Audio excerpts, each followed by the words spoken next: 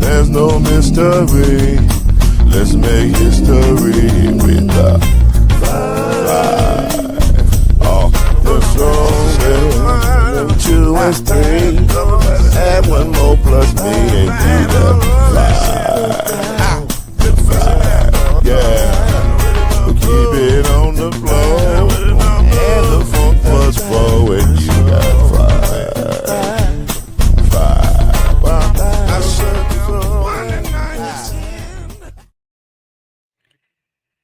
It is beautiful to be back. It feels good to be back. Well, not all the way back. Like, we're kind of back. Me and Byron are back. I think Chad is driving high on love, trying to get here. I think Cam is en route as well. But we're kind of back. We're back enough to be able to start the show. So there you go. Are those new glasses? Oh, you muted. Yeah. No, these same ones. I just don't wear them one? all the time. Yeah. Oh, okay, I was gonna say they look nice. I like them though. Thank you. But yeah, I like them. You make me want to put my glasses on, but I don't really want to though. I need to though. That's how I am. That's why I don't wear them all the time. I don't feel like going to get them. I don't either. I always feel like going to get them. So this is the five, ladies and gentlemen. We're glad to be here with you. That is the incomparable Byron Lusby. I'm Lloyd Spence. We're glad to be here to bring you hopefully our take on what's happening in the world of sports. This is our season premiere. We are back in business, as they say. And so there he is. Byron likes to be in that bottom block for some reason. What's up? Good to see you, brother. Likewise. You look good, man. You look good. Thank you. Appreciate Everybody's looking good. Everybody's looking crisp. Yeah, I got to counteract what you got going on. That's fine. It doesn't matter. It doesn't change anything. We still fight. We all still. You see what the shirt says, right? Okay, so it doesn't change anything. We got 27 shirts to say that. Do you? Were they making shirts back then? Yeah. Somebody was making something. Was there things called championship shirts back then? I thought it was just, we talk a lot of trash on the five. That's one of the things that we do. And we have a good time doing it. But we're going to have a good time as we always do on this show. Hopefully there's a lot of wonderful things happening and coming down the pike and changes. And hopefully this year we get to touch you guys. And I don't mean that in a weird way, pause. But like be out there with you and do some live remote stuff this year. So we're working on some stuff behind the scenes to get to you this year. So I'm excited about that. So as the show continues to grow and build, we hope that you continue to grow. Tell your friends, like, subscribe, and share as much as you possibly can to this particular podcast. Let's get it going. We got a lot to talk about. We've been gone for a minute. So we got a ton to talk about. I think we start with the breaking news. And the breaking news is, it's breaking because we was talking about it on this show for the first time, but it's not breaking because everybody's known all day long. But I will read it as it was stated today. And here it is. Wait a minute, let me pull it up. I have it right here. Or do I have it right here? I do have it. Okay, here we go. It said, two things. There were two things. I'm sorry. Two things. The first is Adam Schefter says ESPN sources are telling him that two-time Pro Bowl selection Bijan Robinson and the Falcons reached an agreement on a 3-year extension worth, wait for it, 3 years, $75 million that now makes him the highest paid running back in NFL history. He has a record $51 million guaranteed, including $37 million today when he signed the deal. That his agent, Nicole Lynn. First of all, I need to get a hold of Nicole Lynn because clearly she knows what she's doing. She's getting folk paid out here. Let's be clear. And the Falcons have been working hard to finish up in recent days. So I need you to understand the statement that is the most, I don't want to say shocking, but the most impactful. He is the highest paid running back in NFL history. He is making more money than Barry Sanders, than Adrian Peterson, than Emmitt Smith, than LaDainian Tomlinson. We can keep going down the list, people. Bijan Robinson, who's been in the league all of 3 seasons, is now the highest paid. Now, to be fair, that's what the market says he's worth. And that's what the Falcons decide to pay him. Now, also to be fair, he is the best offensive weapon on the Falcons. Will we all agree with that? Yeah. Not even close. Not even close. 805 carries, 3,910 rushing yards, 198 catches, and 1,738 receiving yards, 34 total touchdowns, 2-time Pro Bowler, and a first-team All-Pro. Was he Rookie of the Year? I don't believe Normally that goes to a quarterback. It probably went to a quarterback. I don't remember who it was, but 3. That's what he's done in 3 seasons. So he's tracking well to do some amazing historical things in his career. But also, 3 years, $75 million is the number that Atlanta came up with. Do you agree, gentlemen? And welcome Killer Cam to the building, ladies and gentlemen. Freshly shaved, too. I'm looking at that dome. That dome is looking good, boy. Getting my Byron on. That dome is clean, boy. That Byron keep his dome clean. I'm the one that don't be doming it up all the time. I'll come with a little snow. I don't care. But do y'all agree with that number? 3 years, $75 million. 3 years, $75 million is a lot. But also, what other options did they have? Yeah. I mean, he's a detriment of not having a quarterback. So yeah, he is their primary weapon, and I think he deserves it, man. They don't have a quarterback? They haven't had one for quite a while. I'm talking about right now. It remains to be seen. Ooh, we get back to that in a minute. We'll get back to that in a minute. Okay. So I mean, he's the bright spot that they've had for a while, and that's what the market says he's worth. So I mean, now that's the question. That is the question. Did the market say that? I mean, Byron saying yes. Tell us why, Byron. Tell us why you said the market is saying that. Look at the numbers he's putting up. I mean, other than Saquon, who else? I mean, you could try to lowball him, then they'll leave. Yeah. So, you can tag him, but I mean, why? If you like he's your guy and you like him, just go on and pay him. Just go on and pay him. You hear that, Jerry Jones? If he's your guy and you like him, and he's going putting to up pay numbers, him. Pay him. What are you waiting for? Okay.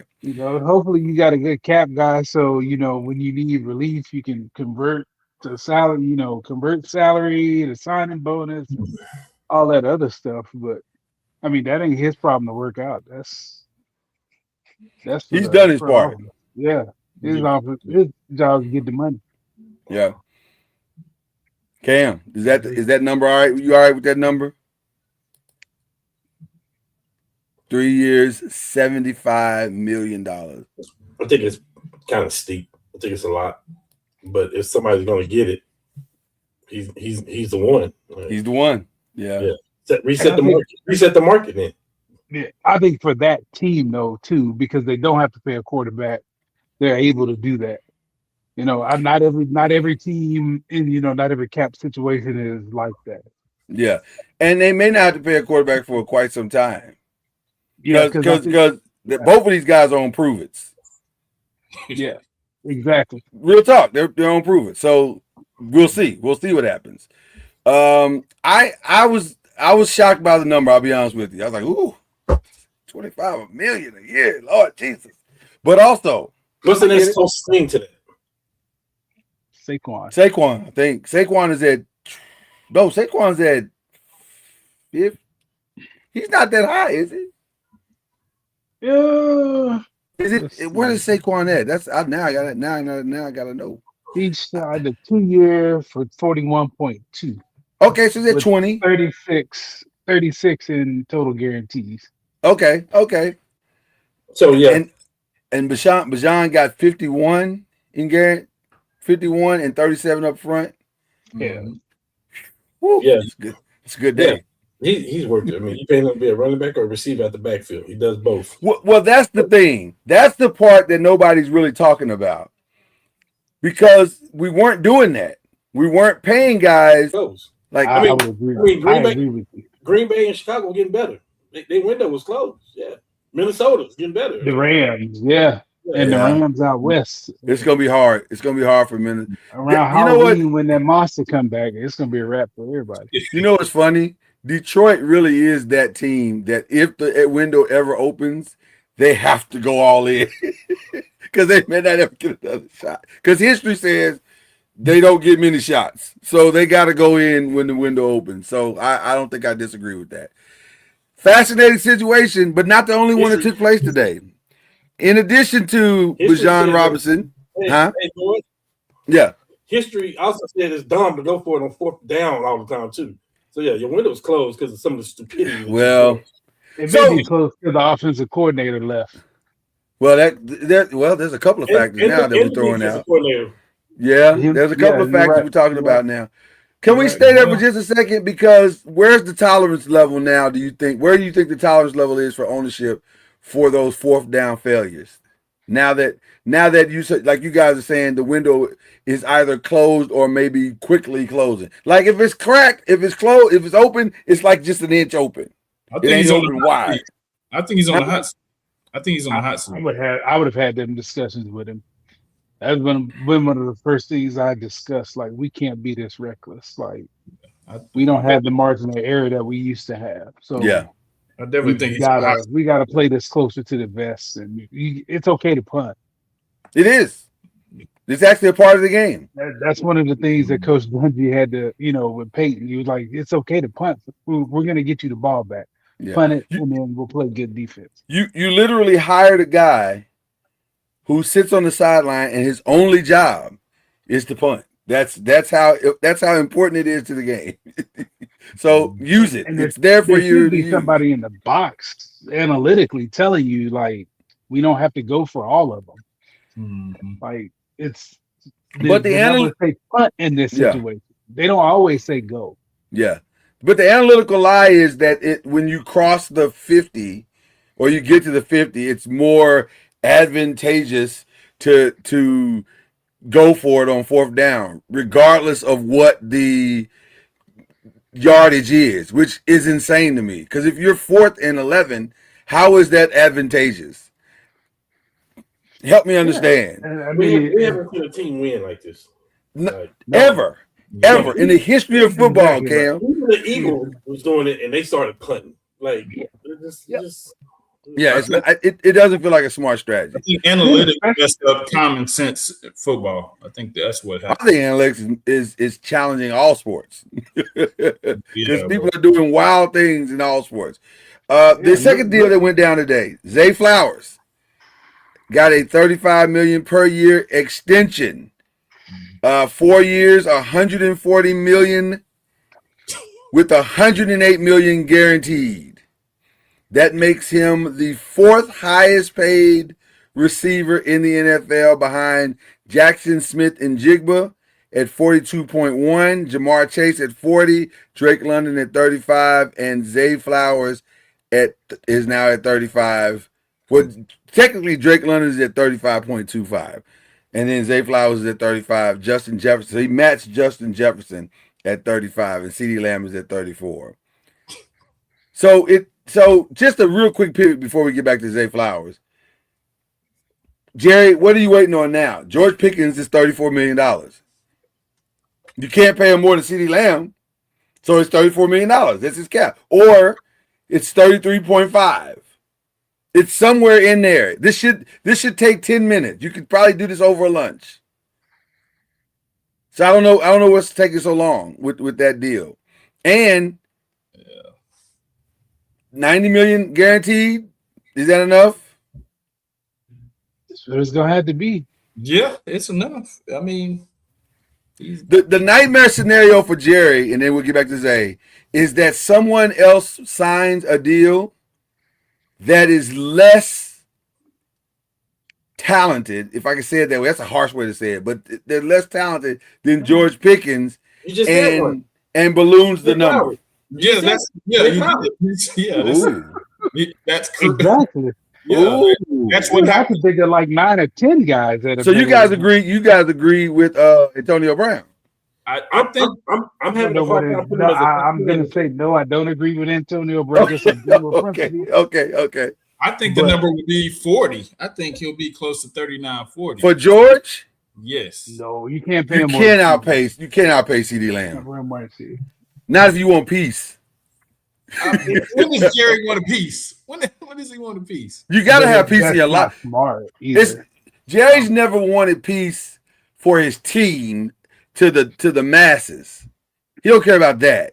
But inside the building, he wants peace. Yeah, no, you can't pay him. I don't think you can pay him 40. What's the number, Cam? I don't know the number, but can I just told you? Can I give no, you 10? You said it. I said okay. Yeah, I think you're right. Can I give you 10 quick names? Can I just run you off 10 quick names? Please, let's go. That are better than Zay Flowers? Jamar I don't even know your names, but I'm with you. Okay. Justin Jefferson. Okay. Smith, Njigma. Right. Puka, Nakul. Yeah. Ahmad St. Brown. Yeah. CD Lamb. Yeah. George Pickens. Mm-hmm. Nico Collins. Nah, I wouldn't go Nico. Why? I wouldn't go Nico. Well, Nico. But let me say this. Hold on, Cam. I'm not saying it's a blowout. I'm saying they're like right here. Okay, fine. Devontae. Absolutely. Yeah. AJ Brown? Yeah. Yeah. But that's not why Zay Flowers got paid. He's overpaid. Maybe, but name the other great Ravens receiver right now. That ain't how you win. That's not how you win. Sometimes it is. Sometimes it is. Win. Sometimes you're the best on your squad, and you get like Christian Kirk. Kirk is a good receiver, and he's trending the right direction. That's another bad contract. I didn't say that. I agree. I didn't say that ain't how you get paid. I said that's not how you win. You brought. That's a different conversation. No, that's a different. Right. That's a different conversation. Okay. Yeah. Well, excuse me. I'd argue your receiver is better than him. Malik Yeah. Correct. If Zay Flowers was more Steve Smith, he's not. No, I said if he was, I'd pay him that money. But because he's not as physical as Steve Smith, who say it again? I take Pierce before I took him.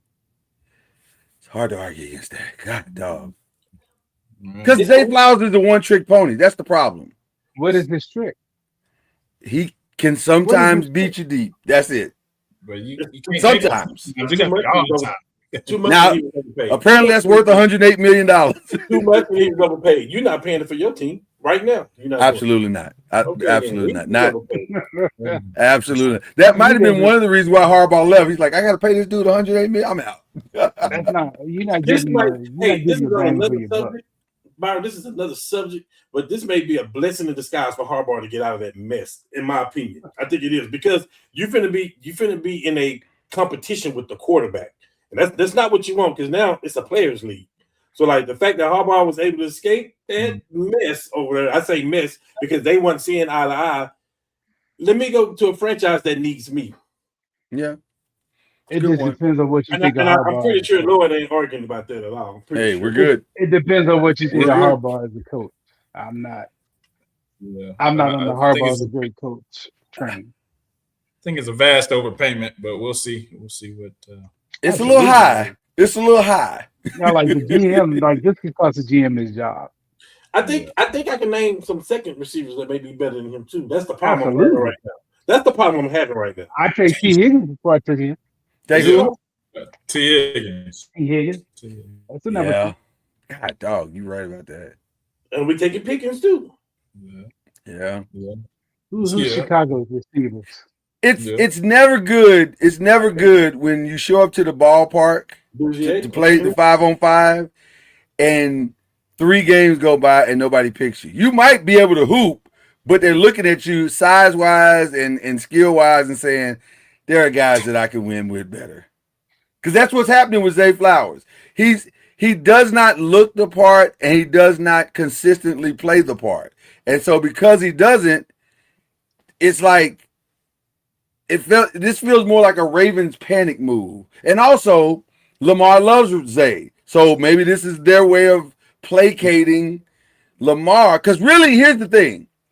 The offseason move that the Ravens need to make to move their franchise forward is to lock Lamar in at a number, because that stretches out and gives them the flexibility they need to build out the team. Until Lamar locks in, you go look at the numbers, it's really problematic not to have him under a long-term contract. So what you're saying is this is a Luka Doncic, Austin Reeves contract. It is for sure. Okay. And we'll see what happens with it, because they bragging about this new 11 thing that they got and it's gonna work and blah blah blah. Okay, we'll see. I mean, hey, we'll see. But that's a lot of money to play a receiver that has not. No, I noticed that they didn't put up Zay's numbers. Well, here's the other thing though, to that, and Byron probably Byron's struggle with too. Like, what is the Ravens' identity? That's not even part of their identity of what they do. Like, why am I investing that much in something that's not my identity?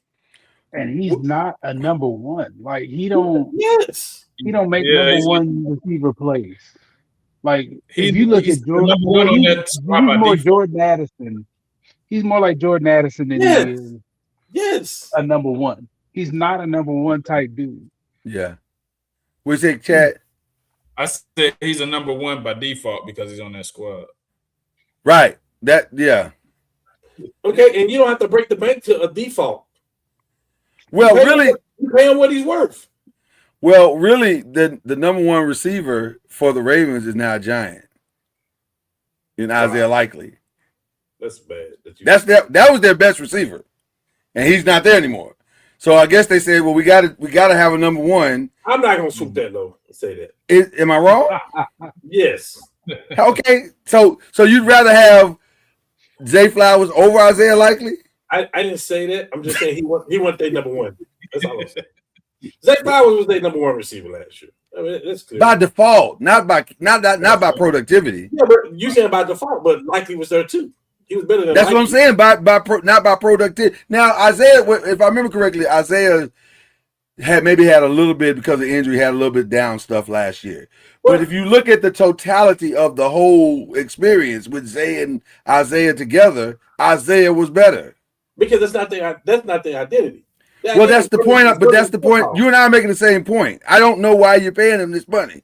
That's a lot of money to pay a guy who has not given you. If he had given you these top 5 numbers that we just talked about with Jamar Chase, and then okay, it makes sense. But I don't know. Yes, sir. Absolutely.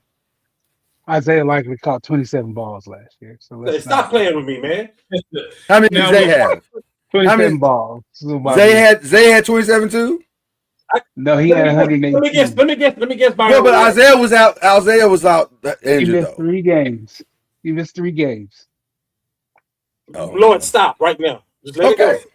I'm just throwing it out there. That's all. Okay. Is that the way it is for the totality of their careers? Yeah. With Harbaugh being gone, are they going to be now, I guess, with this investment, a passing team now? Who's the coach again? Mentor. Jesse Mentor. He's a defensive coach. So. He's a defensive coach. Oh, man, it may get worse for Zay. So nobody really knows what their identity is right now because they don't have one. We know what it was. It was Derrick Henry running the football. That's how they got to. Well, we know what it should be, but I don't know if they're gonna do that. Well, here's the thing, Lord. In all honesty, I don't know if that should be their identity. I think you should unleash this quarterback and let's see what he got. I think they should unleash him. Well, what they've said is, if you've been following, I've been following a little bit, and they said they're going to put him under center, which will give him more flexibility to do all the things that he can do. Now, whether that's true or not, I don't know. I don't know if he's the smartest guy in the room. That's the only thing. But I think he should give him the reins that Romo had at the line, that all these other greats had. Well, that's what they're saying. They're saying We want to give him all the options Yeah, so that better. if he needs to do whatever he needs to do, he'll do it. And they think he's matured enough to do those things. I think that there's a thought process that Harbaugh was actually holding him back from doing all, which you can make a case for. Yeah. You can make a case for. We're gonna find out if it was negative or positive. We're gonna find out if he was Very fast. Very fast. Him for something, or if he was holding him back. We're gonna find out. Yeah. Very fast. Okay. It won't take long to get to these answers. So we're in training camp, guys. We are in training camp. And question number 1: what is your top story? I can be personal, and I can make it real personal for me. Mm-hmm. For me and my team. Yeah. Sauce look real good right now. Woo! Who? Wow. Sauce Gardner look good. Well, Sauce Gardner is good. Well, he was before he got hurt. He was getting toasted a little bit. Yeah. They don't yell. We traded 2 picks for him. They don't. But Hurt will give you some act right though. So sometimes Hurt will give you some act right. I mean, we got Darius Ward on one side. We got Sauce Gardner on the other side. What year contract is Sauce in? Is he up for a new one? They extended him when he came over. They did extend him. Okay, well, listen. Maybe he feels a sense of gratitude, and now he's gonna step his game up. So the biggest storyline. Okay, let me get out my feelings. The biggest storyline. That's good. That's a big storyline though. Well, now really the biggest storyline for me is it's gotta be this monster that may come back to Los Angeles for me. Oh my God, you must have been reading my notes because that's literally what I put. Aaron Donald's potential return. Between him and Pickens, that's the biggest storyline. Well, because Aaron Donald's return will essentially decide who wins the Super Bowl. like if the Rams are gonna win it anyway. And that also may be true, That also may. Where they have a 3-man pass rusher too. If you put them on the same side, I don't know what. Please let it. And they just went and got the Chiefs. They got McDuffie from the Chiefs, right? Yeah, that's crazy. Yeah, they acted a fool. They out there. Safety. Just think if they didn't waste that Ty Simpson pick and got Ruben Bain, it would have been even more. I think it would have been even more scary. I don't call that a waste. I don't know if it's a waste because they got to get ready for the future at some point. Yeah. But they got to get ready for the future. Now, I don't know if he's the future, but Chad may be saying, right. He's going all in. But Chad, they had to. But you don't know. You don't take Ruben Bain that high, though. Huh? You don't take Ruben Bain that high. I agree. And plus, they traded all their future picks. So you got to get your quarterback now, whoever you think that is. Well, hopefully. Yep. I like Bain. That arm length is a real deal because if you look at numbers, there hasn't been them dudes they don't turn out. So it'll be interesting to see if he's the one that does. Yeah. And what will make him successful. But them short arm, like them 6'7" tackles, they just cover them dudes. I mean, if you got Myles Garrett and I may get him too. Aaron Donald, I'm with Chad.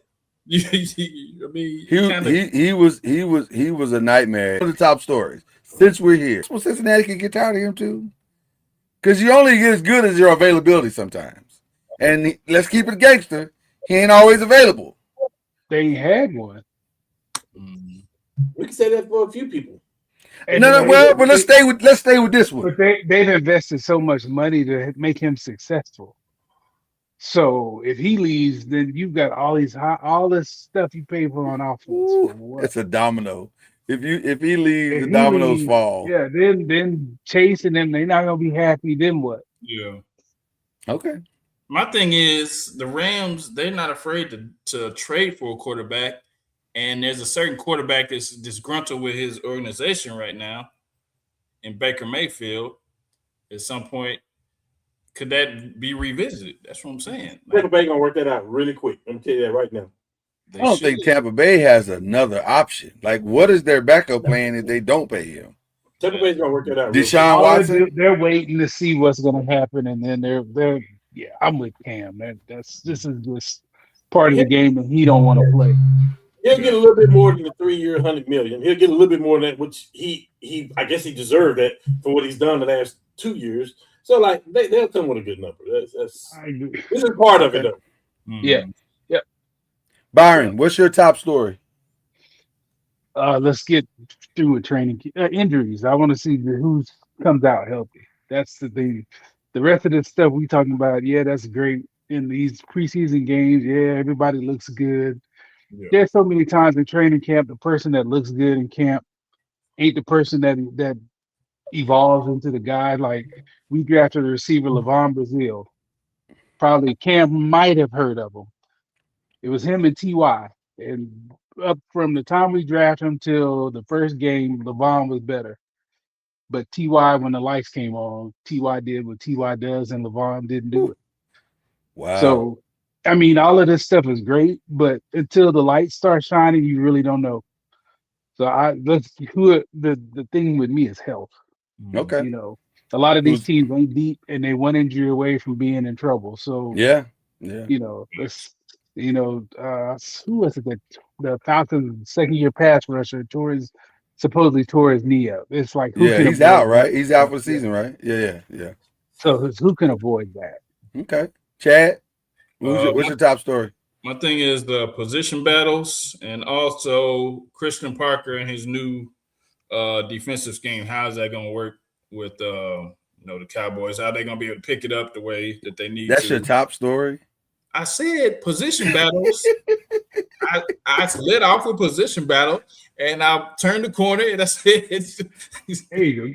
You turned quick to that Cowboy road. Get him off you, Chad. You turned quick to that Cowboy road. I'm just letting you say it. Gonna be some people that the position. You turned the Cowboy road like you was about to miss your exit.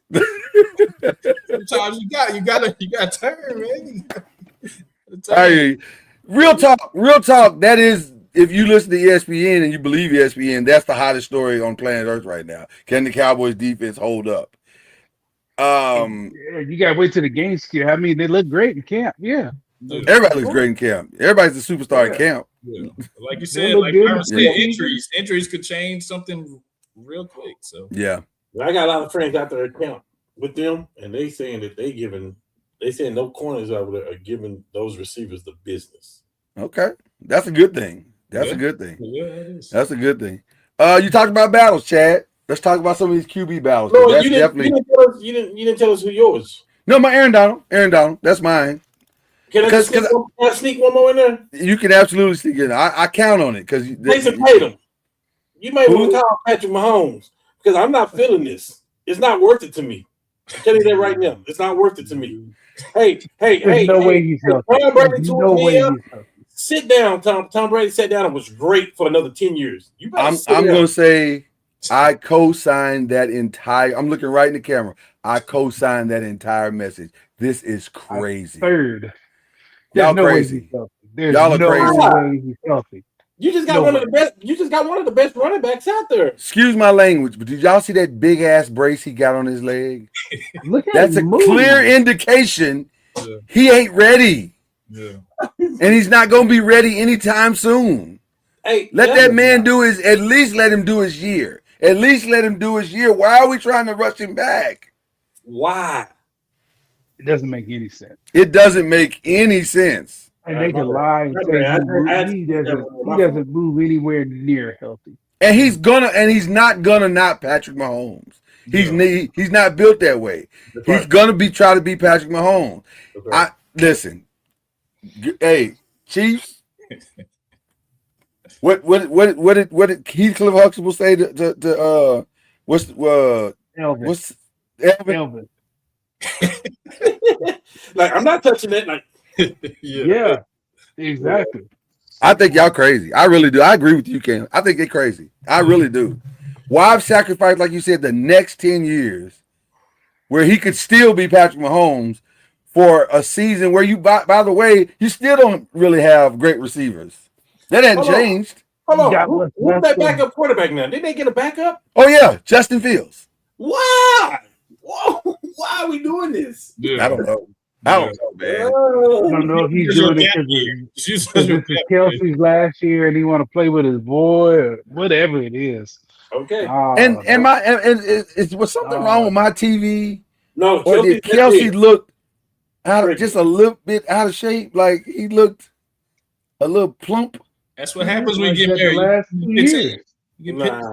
So what you're saying is that's Jason over there. Is what you're saying. It looked more like Jason than Travis. I'm just. Hey man, you married on that 15, man. That's This is before the marriage, though, Chad.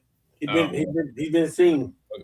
I'm just saying. I saw one of the inside the training camps, whatever, and he was walking with his helmet off. I said, "Oh my." Travis looked like he had some, It's a happy weight, man. I guess she's making him very happy. So I don't know. We'll see. That's a good one. Let's get in these quarterback battles. Where do we start? Do we start in Atlanta? Want to start in Atlanta because we started with that earlier. Tua and Mike Penix. No. Tua and Mike Penix is like going to your kitchen drawer and you need a cell phone and one has a cracked screen and the other doesn't have a back for the battery. So you're just like, which one do I use? I don't. Well, neither one of these are great options. So. If Tua gets another hit, it's gonna be Mike Penix anyway. So I mean, well, shoot, then Mike Penix. If Mike Penix gets another hit, it's gonna be Tua. Well, they better bring in somebody else. How many ACL? It's like 2 or 3. 7. Golly. He said 7. That's funny.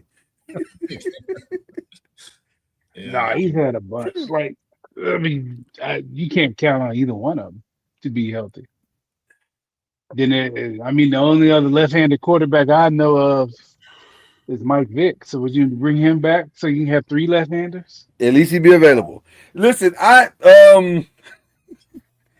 the challenge. You know what the sad part about this circumstance is that they have talent. They have talent. They have people to throw to. Offense. On offense, right, on offense, yeah. Who? Atlanta. I think I'm more pressed for the Shadura and Watson. Well, we get into that one. Let's get to that one. Let's get to that one now because there's nothing really else to talk about with Atlanta. Just it's you can choose whichever one you want, Atlanta, and it may not matter because if they don't stay healthy, it don't matter. Well, you said a mouthful. You better get this right because you got some receivers and you got an offense over there. You better get this right. If they're healthy, they might have a chance, but neither one of them have proven that health is a priority. So unless they're going to both change their game dramatically, But let's talk about it. So far, reports are very interesting coming out of Cleveland. I was actually watching a live Cleveland look-in with Bernie Kosar and whoever those guys were with him. And they were Bernie is really high on Shador. He thinks Shador's got it locked up right now. And the biggest reason why he says it is because Shador is throwing a deep ball that none of the other quarterbacks are throwing. And then also Deshaun Watson has thrown hella interceptions since he's been out there. So it appears that it's Shador. He's doing that on purpose. Who? Watson. The nasty man. You think he said he wanted to come back? He's throwing interceptions on purpose so that they will force him to go to the massage parlor and relax them. Hey man, this is some expensive equipment, man. Don't do that. This was almost all gone. Oh my God, it's so funny. He said, you know what's funny that why he said that is because in one of the interviews he did, he said, I'm not looking, I know I can't go back to the past. No. No, Deshaun, you can't go back to the past. Matter of fact, if y'all got Houston on the schedule, you need to sit out a week. You need to stay right. He got to fly in day of the game. Yeah. Day of the game. Fly him straight to the game. You go straight to the locker room. My thing about the Shador thing, though, is more this. If they're playing the same or somewhere close, you're not re-signing Deshaun Watson. He's already stolen $250 million from him. You're not gonna let him steal 50 more. So just move on. I agree with that. That's a good story. Just move on. What are we doing? Why are we delaying it? What are we doing? It's close cutting, and the money's already spent. So get him out of there. But it does appear that he has outplayed him so far in this camp, which says a lot about him because when season was over, he went to work and started trying to fix the things that weren't quite right. Now, again, to Byron's point, the lights ain't on yet. We're playing by the sunlight right now, not the actual lights. So we'll see. Yeah, We'll see if it's real. He's been the starting quarterback. He's got a taste of it. So Right. That's the thing that makes me think it's real. Because the Browns are doing what they're supposed to do, Lloyd. They are. You're not going to go into the offseason and say, "Hey, this is our guy." They know what they're supposed to do. Yeah, make him earn it a little bit. Yeah, that's fair. Absolutely. He's a fifth round quarterback. He needs to earn it. Yeah, that's fair. Also, less. I almost don't even want to report on this because it's. I don't think this young man is aware that he's not in a quarterback battle. But in Minnesota, there's a quarterback battle going on between J.J. McCarthy and Kyler Murray, but not really. It's really just J.J. McCarthy and himself. It's already decided. JJ need to. Hopefully he ain't buying. Hopefully he's renting. Here's how I knew that Kyler Murray was the starter. I watched SummerSlam this weekend, Byron. Justin Jefferson was thrilled. he looked worry free. No. He did the introduction to the main event, and he stood on the table and he was smiling from ear to ear. He looked so happy and at peace. That's what you are when you have a quarterback. You cannot do what you did last year. He couldn't get the ball. You can't do that. No, without question. Me and Lauren were talking. I'm going to start forcing the ball. I don't care about those picks. I'm going to force the ball to Jefferson. Like he's that talented. Like, I'm putting it in his general area every time. I don't really care. You got a guy that can get open. Like it's hard to get him the ball. Yeah, got to. So I think that's done.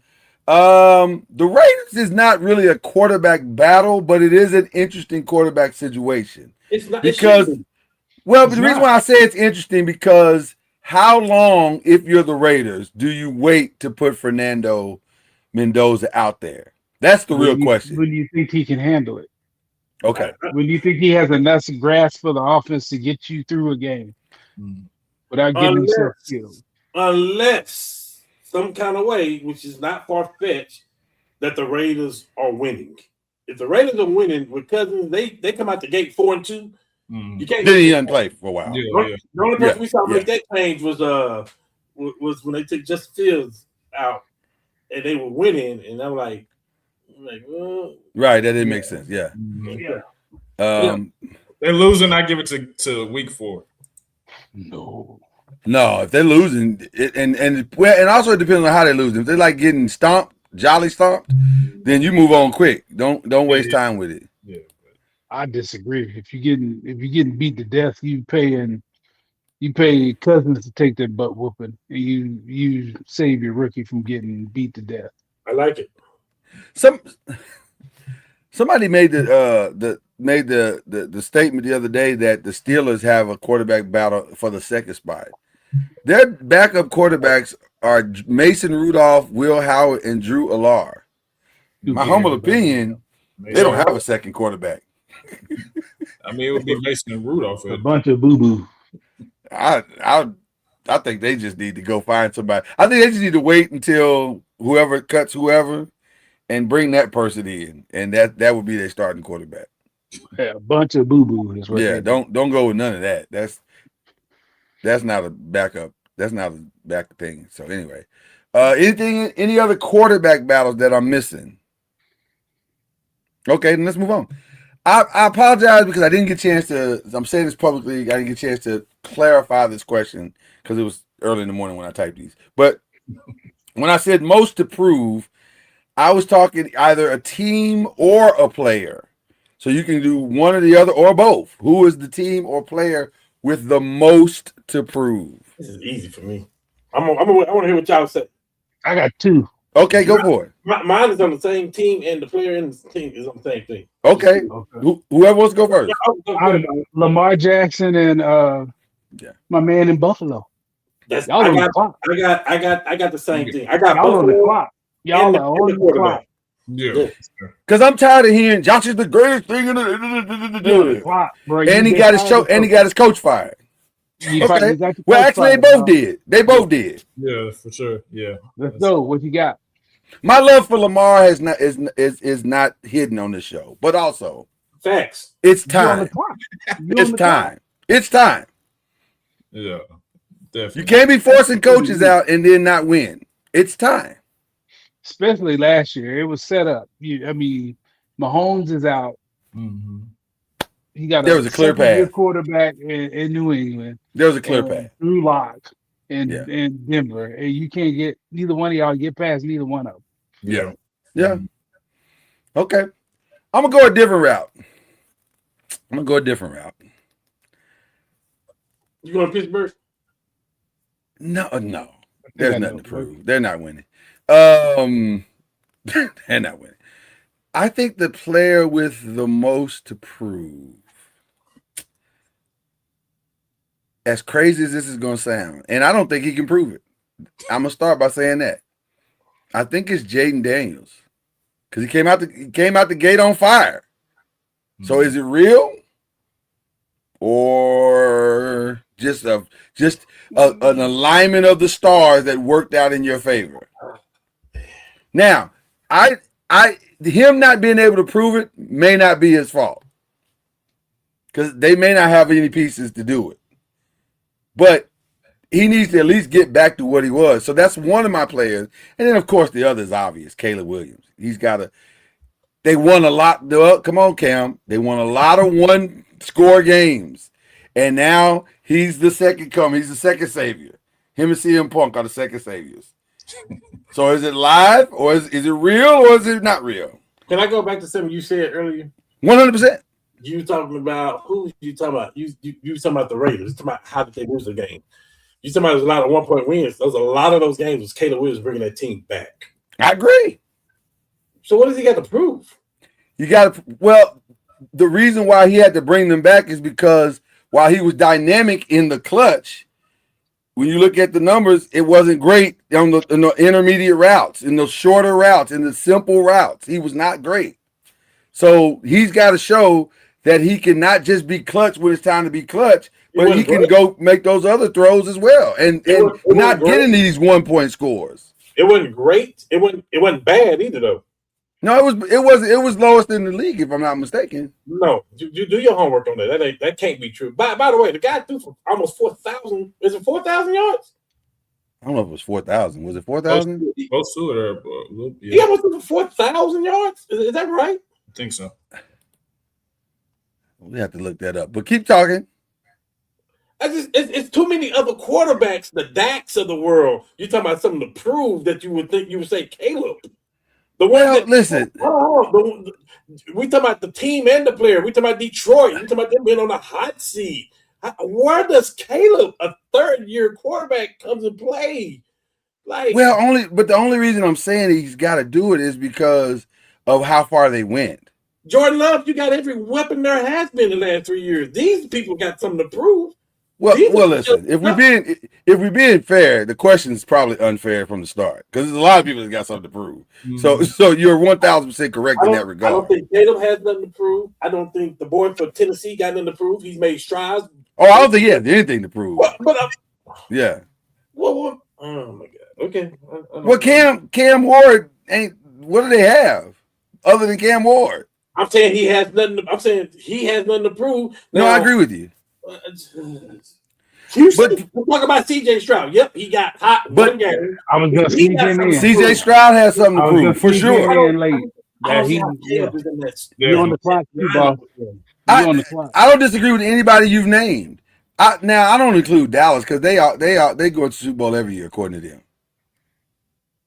Come on. I'm just saying Dak, not even Dallas. I'm talking about Dak has something to prove. Does Dak have anything to prove? In the big game, guess what he does in the big game? Guess what he does? Well, the big game, yeah.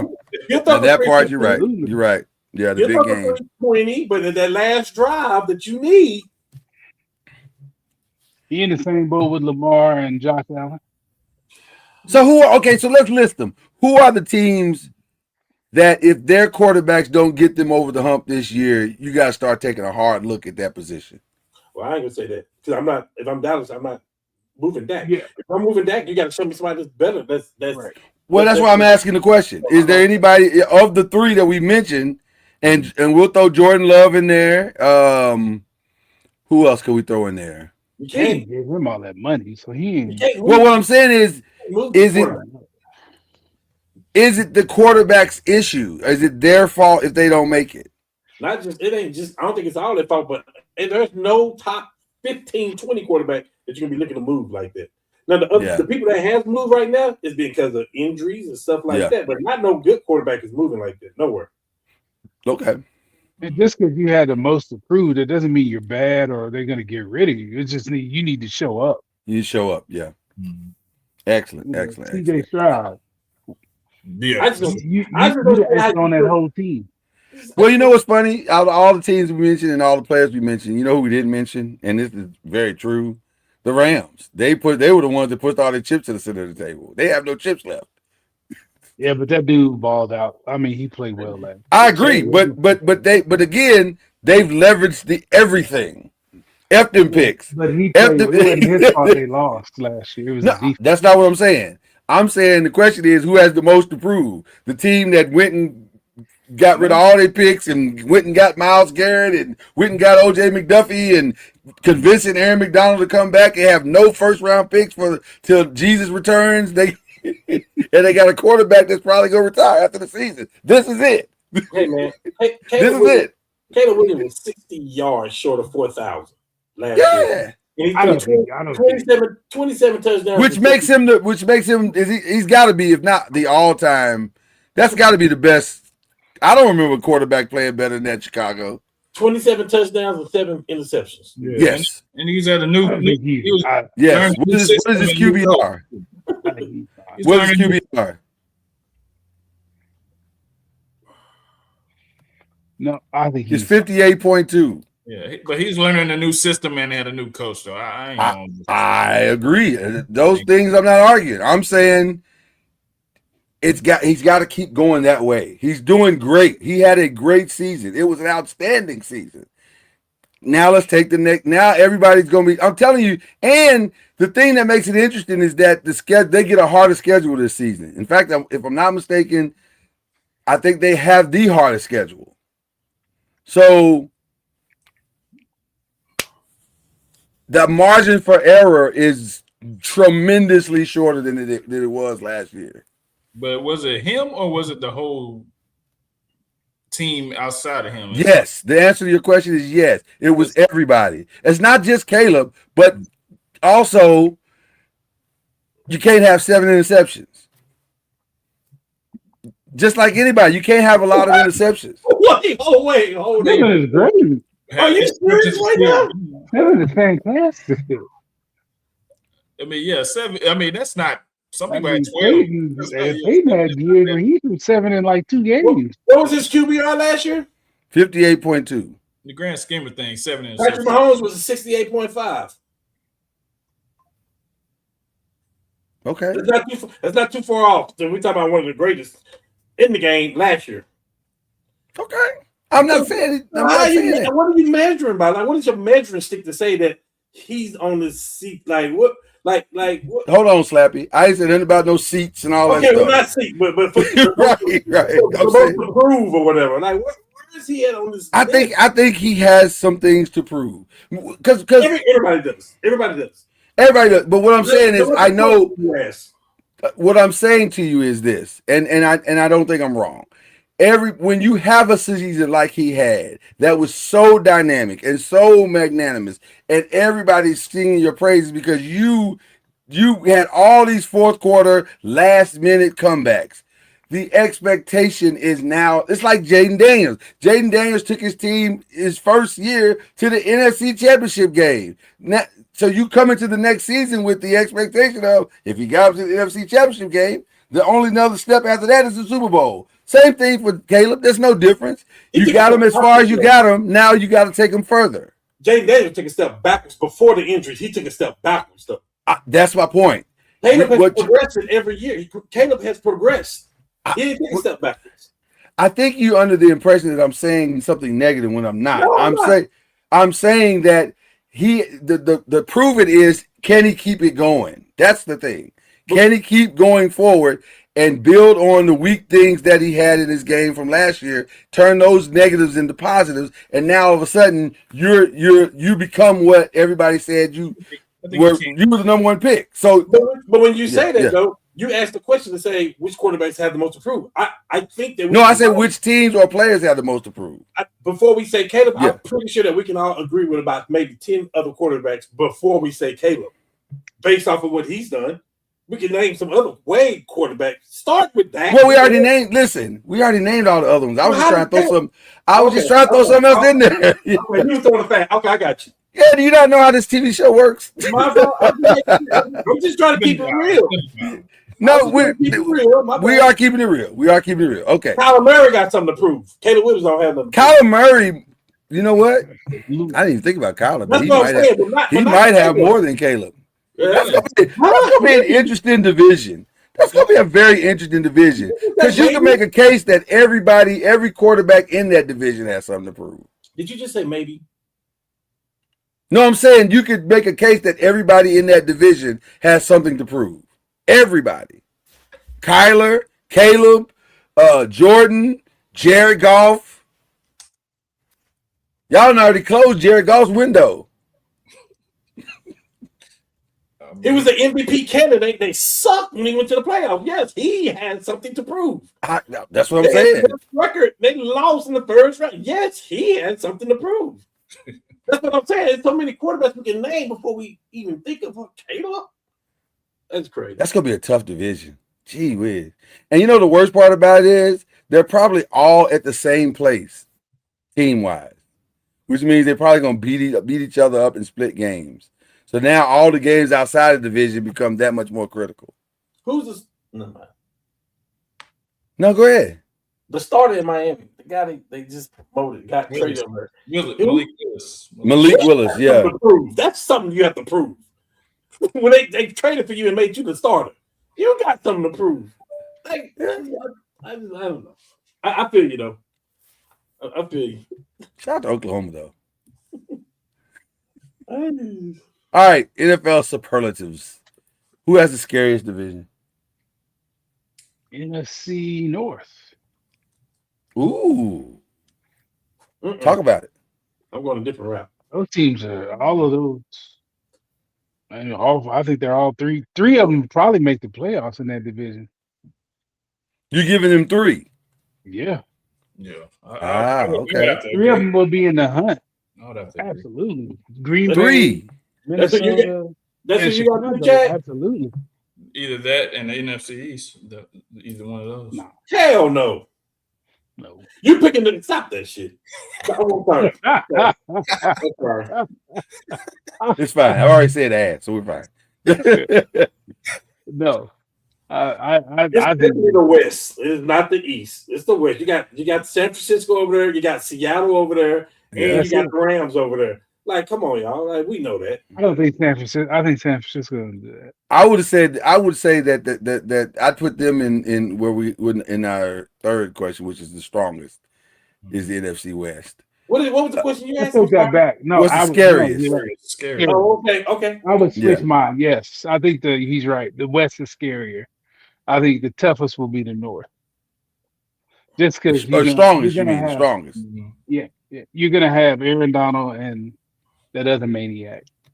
Yeah, I think I have the opposite. I have the no, I don't. I take that back. I have the West as being both the scariest and the strongest.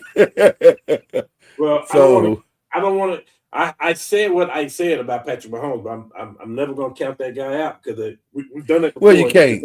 Yeah, you can't. So you look at Denver, when you look at him, and you look at the Chargers, that's pretty strong too. They're pretty stout. By the way, all three of them no, Mahomes didn't make the playoffs. Mahomes didn't make the playoffs last year. No, they didn't make the playoffs. Yeah, but the other two did. Man, I can't trust Justin Herbert yet. But I hear you. Yeah. We had a pretty strong thing. I mean, the Colts went downhill after our quarterback got hurt. But outside of that, Jacksonville came strong. Houston was strong. God, if they could get anything out of CJ Stroud. Anything. Just anything. If he just hand the ball off properly. Just he just throw some screens. I'm gonna say the West is the scariest for me. NFC West, yes. NFC West. Okay. Yeah, if you have to go play that division, you had to play the Rams and Seattle, and you could just throw San Francisco in there. That's tough. Yeah. That's tough. What about sneakiest? I think I can go with Chad then when we say the sneakiest. Then I can say that's where I would put the North. The who? Well, I'm not even talking about. That's where I would put the North. Because I agree with you. I think they're gonna be better than people think that they probably are, even though the schedules are tougher. I think they're gonna be better. They're tougher because they have to play each other. Huh? They're tougher because they have to play each other. That's why those divisions are tougher. Yeah. No, I'm saying, but I think they'll steal a few of those games that people think they're gonna lose, even though the schedules are tougher. That's my bad. Yeah. When I say Chad, I was talking about the NFC. It's being sneaky. Could be. Because the one thing, the one crazy thing is that Dallas plays good here lately on the road. Like they're gonna put up points, so you have to match their point output, or you're gonna get beat. Philly, they're consistent. And we can talk about Jalen Hurts' game all day. Doesn't matter. They're consistent in what they do. They win football games. The last 4 years, they win football games.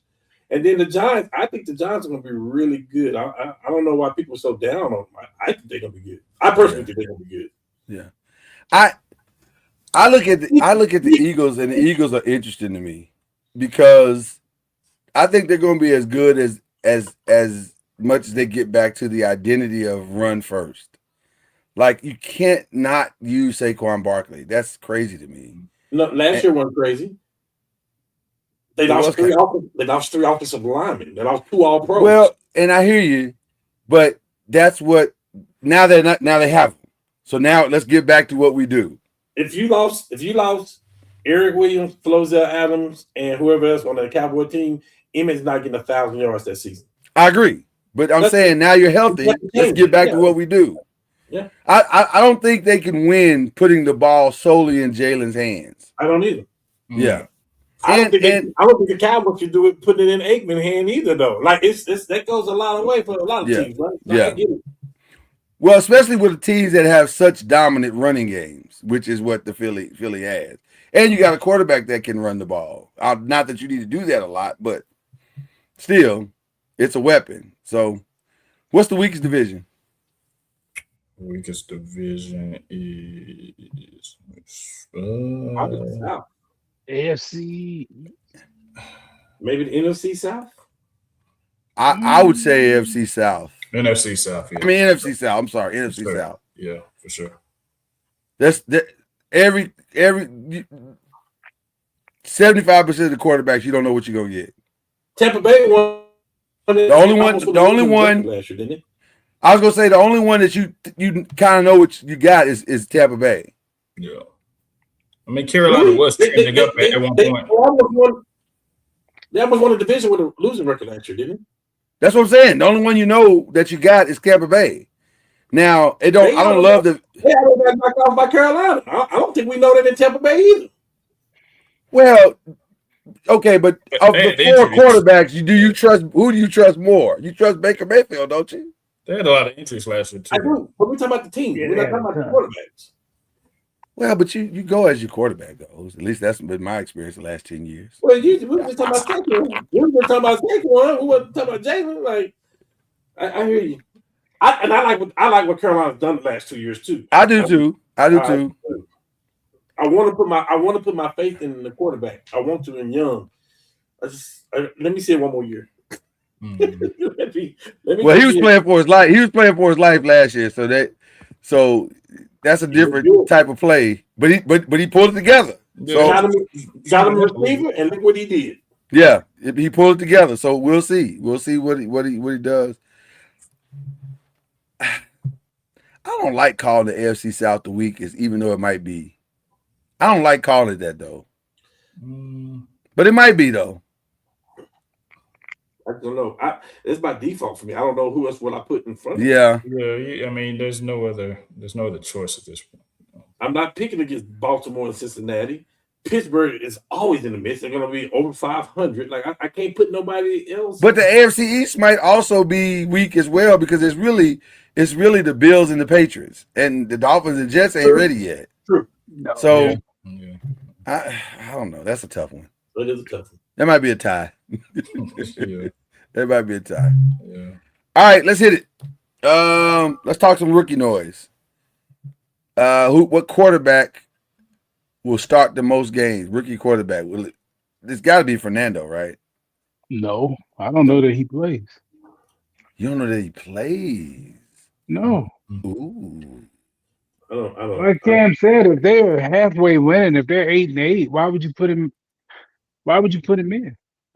Okay. So under He may not play. there's no scenario you play him other than they being No, blown out. He may play, but there's a reason he's not. So it's because he ain't ready. So I don't know when he'll get ready, and it just depends on that whole situation. But he may or may not. It wouldn't shock me either way. Wouldn't shock me if he played early. Wouldn't shock me if he don't play. You don't know. Is Carson Beck gonna play? He's Where is He's in Arizona. He's Arizona. He'd probably be the pick right there. Maybe. He probably He start probably the will. But the question is set up for default at this point. Yeah. Yeah, really, because none of these dudes are. Yeah, none of them. I'm a little surprised that Arizona didn't even try to do anything else. Not that surprised, but a little surprised. Yeah. They Arizona. Well, that's why I say I'm not that surprised. Yeah. I'm a little surprised. And what move are they gonna make? Like, I honestly thought that was a better. They don't have what they gonna. You gonna come out there to throw to a disgruntled Marvin Harrison, whose hands are iffy?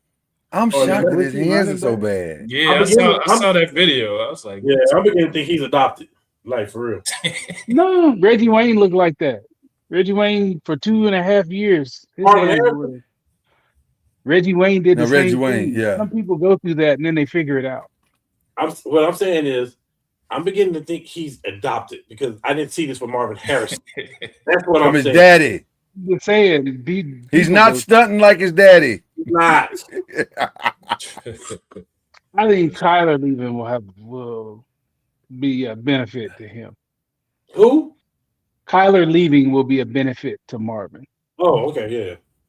Oh, wow. I know they threw the ball to him a lot last year too, and he was dropping. Wow. The ball, but I hear you. That felt very insider. No, We won't have to say any more, but I'm just saying. Yeah, That statement was strong. He did have a lot of drops, no question. I'm just telling you, there's a reason Marvin Harrison caught 144 passes with Reggie Wayne over there and Dallas Clark right there, because they were dropping the ball and Peyton was like, "I'm not throwing it to people who ain't catching it. I know Marvin's going to catch it." Yeah. So the young players go through that. I'm not willing to say he can't, but he on the clock too. What year is he? Because this is his third year, right? Third. He ain't no young player no more. He's on the clock. Yeah, he is. Yeah, He's still young. right, He's on the right. clock. He's a young player on the clock. But it's too come on. talented. Ain't nobody getting rid of him. He's too talented. You're right about that. He can play for us right now. The upside is very the upside is very up. Yeah. It's very up. But he is All on right. the clock. You got Okay, that's fair. That's fair. Separate question: what offensive rookie is gonna make the most impact? What is his?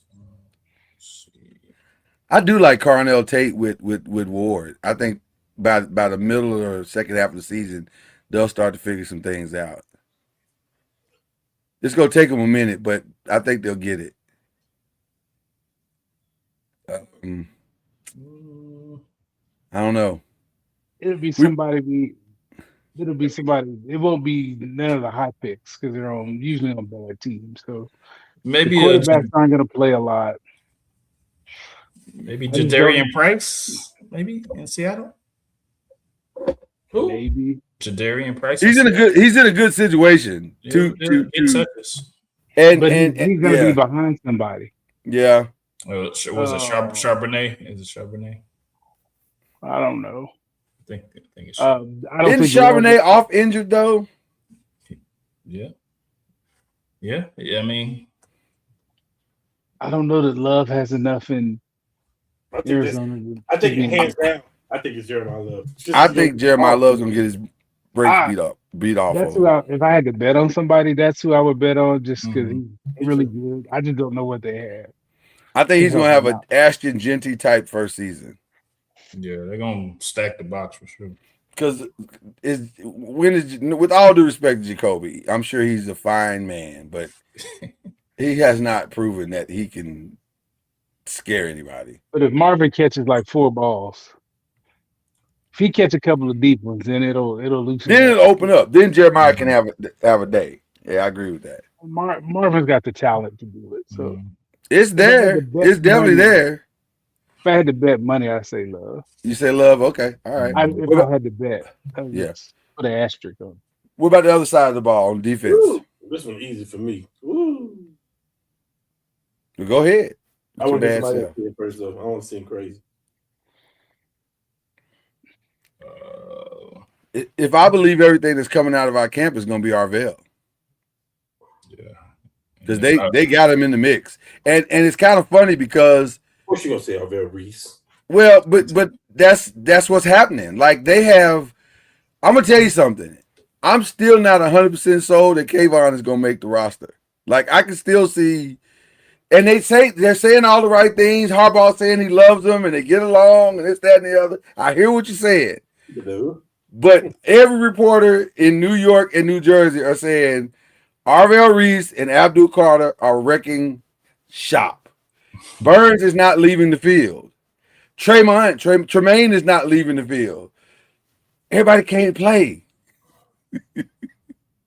I'm just saying. I could see a situation and a circumstance that leads to a conundrum. What you got, Byron? Let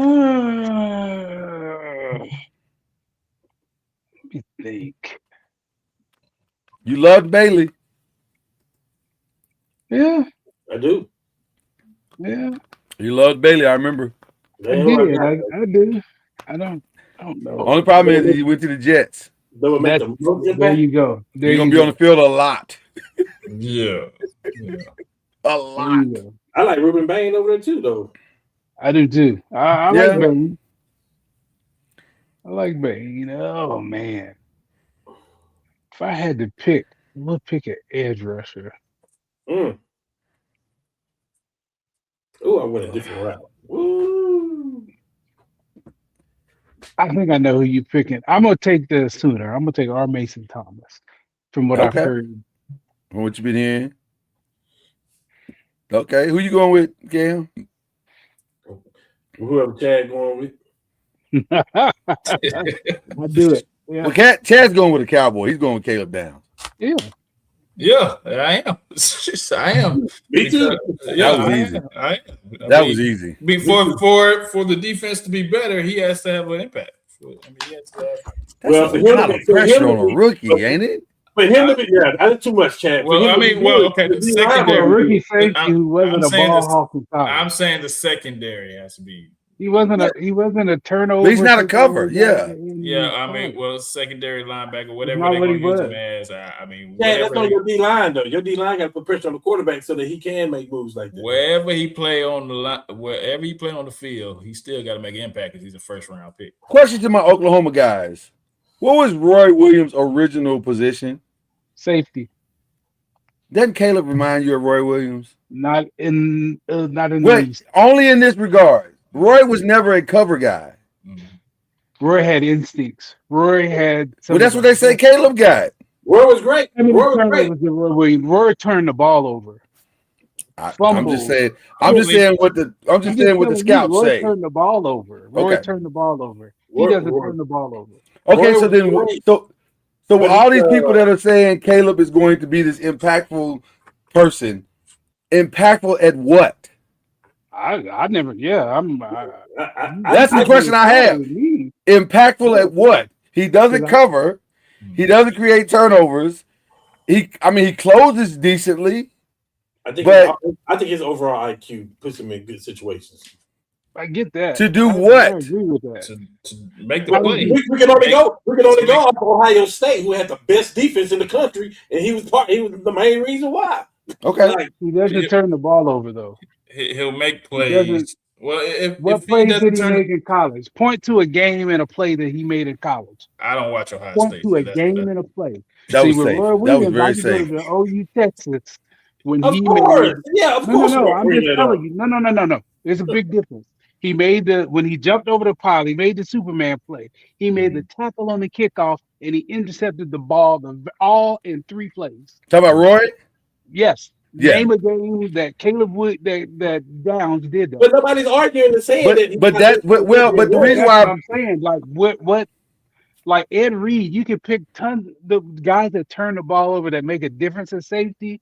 They turn the ball over. But the reason why I Name a brought game Roy this up, dude turn the ball over. but the Name reason why I one. brought Roy up is because of that's what they drafted him I don't for. care what other people said. Show me the proof. Where is the proof?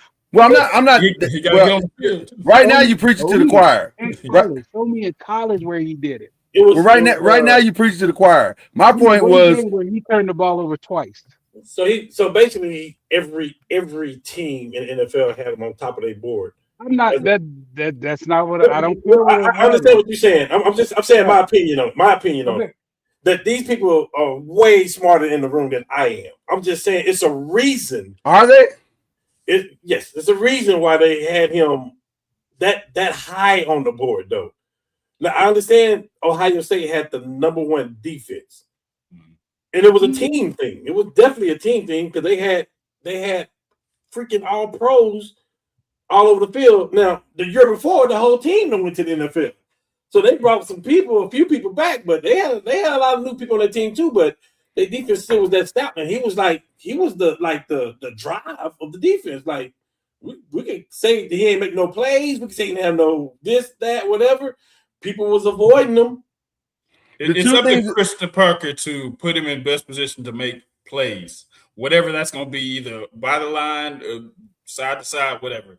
It's up to him to put him in the best position. So whatever position that is, I really don't care as long as he's making plays to affect the game. What does making plays mean? Tackles for a loss, just pass breakups, things that fumble recoveries. If he say he can't intercept, fumble recoveries, He's making big hits. fumble recovery in his career. 6 picks. I mean, whatever. That's one of the reasons why. That's all I'm saying. Like that's one of the reasons he's gonna be this big impact player. Where was his impact in college? I was hoping. The reason for his high, I'm just reading it. It's saying that the reason for his high rating. Now, again, every team had him on top of their board. But the reason for his high rating, it says elite instincts and IQ, which I said IQ. That's why I said I just feel like he knows the game. He's around everything. It says his positional versatility, which means you can line him up all around, Darwin James, whatever you want to call it. You can move him around. Okay. Proven production, and Byron said he ain't done anything. It says made elite football. He didn't do anything. He's maintained elite pro football focused grades throughout his college career, showing a very low miss rate on tackles and strong cover skills. Well, that's what I said. Well, I don't know about the cover skills. Yeah, I don't know about the cover skills, but I do know he closes well. If you look at the tape, he closes well on tackles. Yes, 1,000%. Okay. So I would definitely give him that. But that's one of the reasons why I made the Roy, because that's what I think the Cowboys thought they were getting. They thought they were getting the newer version of Roy Williams. And I was like, even when they bring up the draft and the comparison and all that, I never heard the Roy Williams thing. Well, but that's what he is. Because what else would if he's not a true cover, and he's not a true hitter like a. If you say he's a Bob Sanders, I'd get it. Okay, but nobody's saying that. I would never compare him to Roy because Roy was all over the field. Like and when you talk about impact, like he had to go make a play because nobody was going to him. So it's a different. But that's some of the things you heard about Caleb. Like Caleb would go make the play. I didn't hear that about Caleb. I just said his IQ, his instinct. He going doing stuff like. But like Roy, nobody was going at Roy. Okay. You weren't even running the ball at Roy. No, that's what I'm saying. Like you see Roy blowing people up. I never saw that with this. But he's one of the best college defensive players that's out there too, though. That's what we've been Like, told. why would you But at burn some him? point, it's got to turn into production. Hey, That's all hey, my thing that's is. what we've been told. Yeah, that he's like- one of the best. We'll Well, see. wait till on the field, I guess. Right, we'll see. Yeah, But and that's maybe what we've been told. maybe I there was agree. too many people, and he Not didn't like, not like Roy, though. plays. Not like Roy. That's Yeah, what we yeah, told. yeah, Not yeah. like Roy. Yeah. I agree. One of a Roy kind. was oof. Okay. Oof. Who you got, Cam? Did you say yours? I don't remember I you saying got yours. Caleb too. I got Caleb. Oh, yeah, Caleb too. Okay. All right. Anybody else? Anybody want to bring up something else before we move on? That's our football right now. We're gonna go through each division and break it down. We got plenty of time to do all that, but we'll get into it. Let's get into some NBA because the NBA was Thank God. insane this summer. It's and WNBA. It's been insane this summer. Let's start at the top. The most annoying part. Fill in the blank. For you, the LeBron drama was blank. Typical. Ooh. Understandable. Ooh. And I get it. Like, I love him to death, but come on, y'all knew he was going to drag this out. Love him to death. Jad, you got a word to put in that blank? Too damn long. I thought you were going to go with disappointing. I mean, like everybody said, it was a far-fetched thing, but I mean, you hope, but I mean, too long to make a decision. You're handicapped. You can't handicapting other rosters to make moves, and Why so can't waiting on him. Why can't he? I mean, he can, but it's no need. He did. He's 41 years old, and the league was waiting on him. Why can't he? That's crazy to I me. mean, That's fair. he can, but That's it's fair. just I That's can't. crazy. And he said, you make a move for Kyrie. I might have been. Why can't he? This is his last year. It's his glory. This is it. I'm gonna make the best decision for me at this point now. Yeah, why can't he? I think the LeBron drama was LeBron-esque. yeah. This is what he do. That's pretty good coming from a Kobe fan. I get it. Yeah, listen. It is what it is. But Thanks. LeBron is. Listen, they already got the ESPN docuseries deal Loaded. Yeah, signed. It's already signed. It's literally signed. This, you know what this reminds me of? For me, it's on a personal level. For me, Yeah. For those who criticize LeBron for whatever he do, how he do, the league bad enough. This reminds me of Kobe in certain play. Kobe they say, Kobe, you can take a pay cut and stuff like that. Kobe said, never in my life will I. He said, the league make too much money off of me. Yeah. He said, no, pay me what I'm worth. So in that aspect, I'm saying for LeBron, if I'm the league, I'm not putting out the games yet. I got to see where LeBron going because this is what's going to bring me revenue. You still making all this money off of LeBron? Yes, wait then, bro. You make the decision you want. We can say it's LeBron, whatever. The league don't want to even put a schedule out. Why? Listen, two things can be true. It can be as annoying as points were hell, made. and also he has the right to do it. Yeah. How much money are they still making off of this 41-year-old player? Listen, again, two things can be And true. what does that say about the rest of the league? What's Oh my opening God. day? Who they playing opening day? Philly? Who they playing on Christmas? It's either gonna be the Celtics The or the Celtics, the Lakers, or San Antonio. Right. One of those So that's what I'm three. saying. The league is still making money. He is the number one revenue player out there still. Yeah. I can't knock him, man. Isn't that crazy? Isn't that crazy? 41 years old, 23 years in the league, and you're still banking on LeBron James and his decisions. Well, Lord, this is the reality. Because the reality is you make the schedule, you do whatever you're going to do without knowing LeBron's decision. You can't do that. Why? This is the money that they're going to make off of him. So, yes, it go both ways. Now, am I happy with LeBron and I told you, I said, I got something you need to talk about. I'm like, bro, you just played for basically for $8 million, $4 million. Yeah. Where was this energy at 2 years ago? If you wanted to win some more with the Lakers, you could do the same shit. And we could have got another player out there like that, right? So that was the issue. That's the only issue I have. Yeah. It's like you did this for another team, like bro. But he can't get the attention. He couldn't get the attention with the Lakers now that Luka's there. It's too.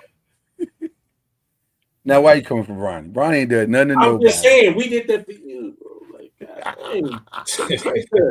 Bronny ain't did nothing to nobody. Hey, guess what? Last year, opt out.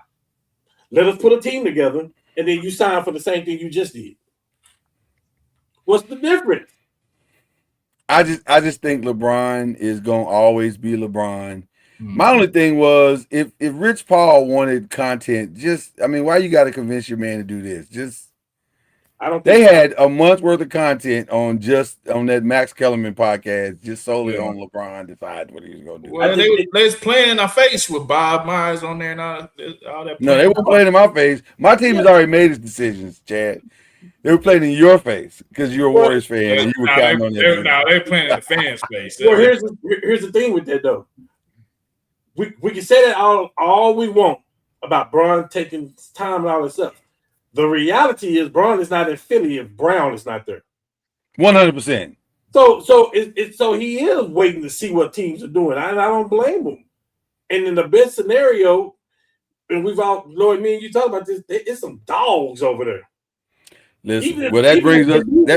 There's some dogs over there in Philly. Well, that brings us to the second question. Who are the early East and West favorites? It's Philly to me. Philly and New York, I believe. Philly got the strongest 5. They probably got the strongest 8. They may have the strongest 8. Go ahead, brother. Embiid is going to be the oddball there because they want to play so fast, and the other 3 play so fast. What do you do with that dude? Well, they talked about using Embiid like they did in Paris, of him more on top of the key, making plays for everybody else. Which Embiid shoots so good, he's a problem out there too. Can I be the guy that makes it? And if LeBron plays like he did in Paris, can I be the guy that makes it uncomfortable? Can I be the guy that makes it uncomfortable? Mm-hmm. Are you talking about the team that you're gonna say? No. I'm staying with Philly for a second. Do you keep Embiid? Yes. Yeah, I think so. Yeah. I think, man, you gotta have a big body at the center. You do have to have a big body. I think I read that this is the first time in 6 years that he has not had off surgery in the offseason. It is. Surgery. All he has to give you is 10 and 8. You know, I think you get 10 and 8. He's better. He's better than on his hurt day. He's better than that. So we all agree that he's going to be healthy the whole season.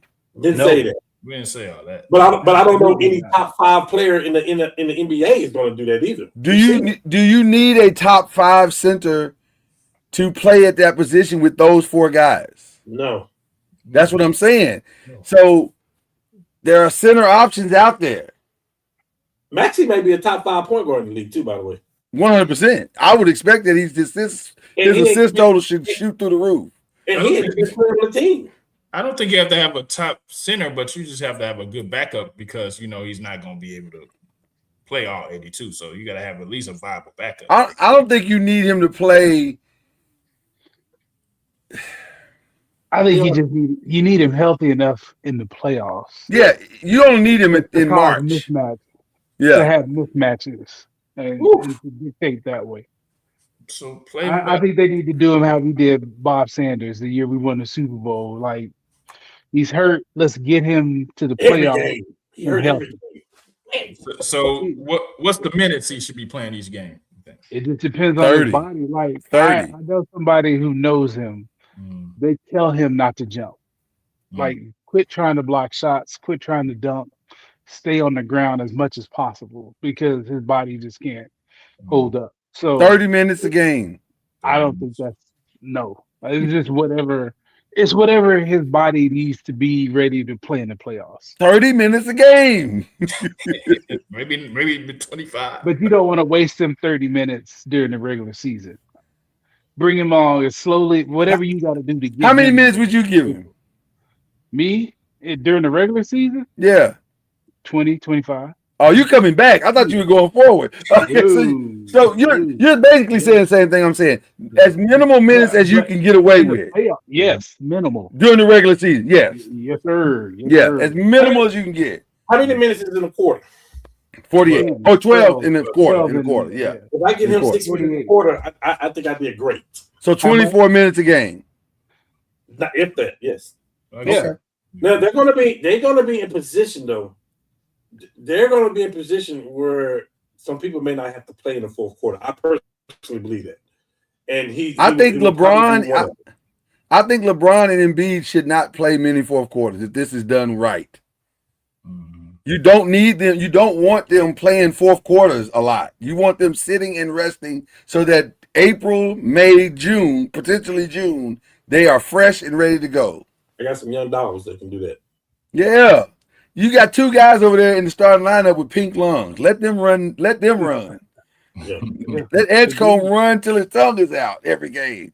Maxey, let him run. Don't. Here's the thing, and this is my truth. If LeBron was not in Philly, I think Philly would still be top of my list because I think Brown is that good.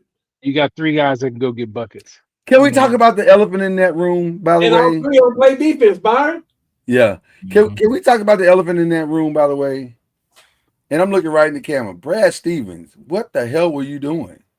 Like, did he catch you like right when you woke up and made that deal? And you didn't even hear what he said? And it was too late to rescind it? Because that deal makes no sense. Paul George? What? That's crazy. What? That's Paul George. That's crazy. And listen, I feel, I don't know if anybody feels worse for Paul George than I do. Because I think Paul George, when he was in Indiana, he was trending the right way. He was doing it. And even there were some moments in his Clipper uniform where he was balling as well. OKC too. Oh, and OKC too. I forgot about OKC. You're right. OKC too. So he is a victim of his own circumstances and his body somewhat betraying him. But having said all that, Jaylen Brown for Paul George is madness. At this stage of their career. At this stage of his career, that is madness. Yeah. Is that a worse trade than the Luka trade? No. Luke was a 5-time All NBA first. We'll see. Hey. I agree. But we'll see. No. I agree. Listen, right now on paper, no. Lord. But if Philly marches right to the finals, it's still not in year one. Because what you're saying then is that this could be the worst trade in sports history. We're saying that about the Luka trade. This is the worst trade in sports history. This has nothing. It's bad. I'm not gonna hold you. It's bad. This is bad, though. Like, I ain't gonna hold you. It's bad. They traded it in the same. I mean, so did it's really bad. It's really bad. It's really bad. To your division rival. That's crazy. You got to see them 4 times a year. They're going to beat you 4 times in a row. With all due respect, this is nothing close to it because you have to throw the Anthony Davis factor in there too. I agree.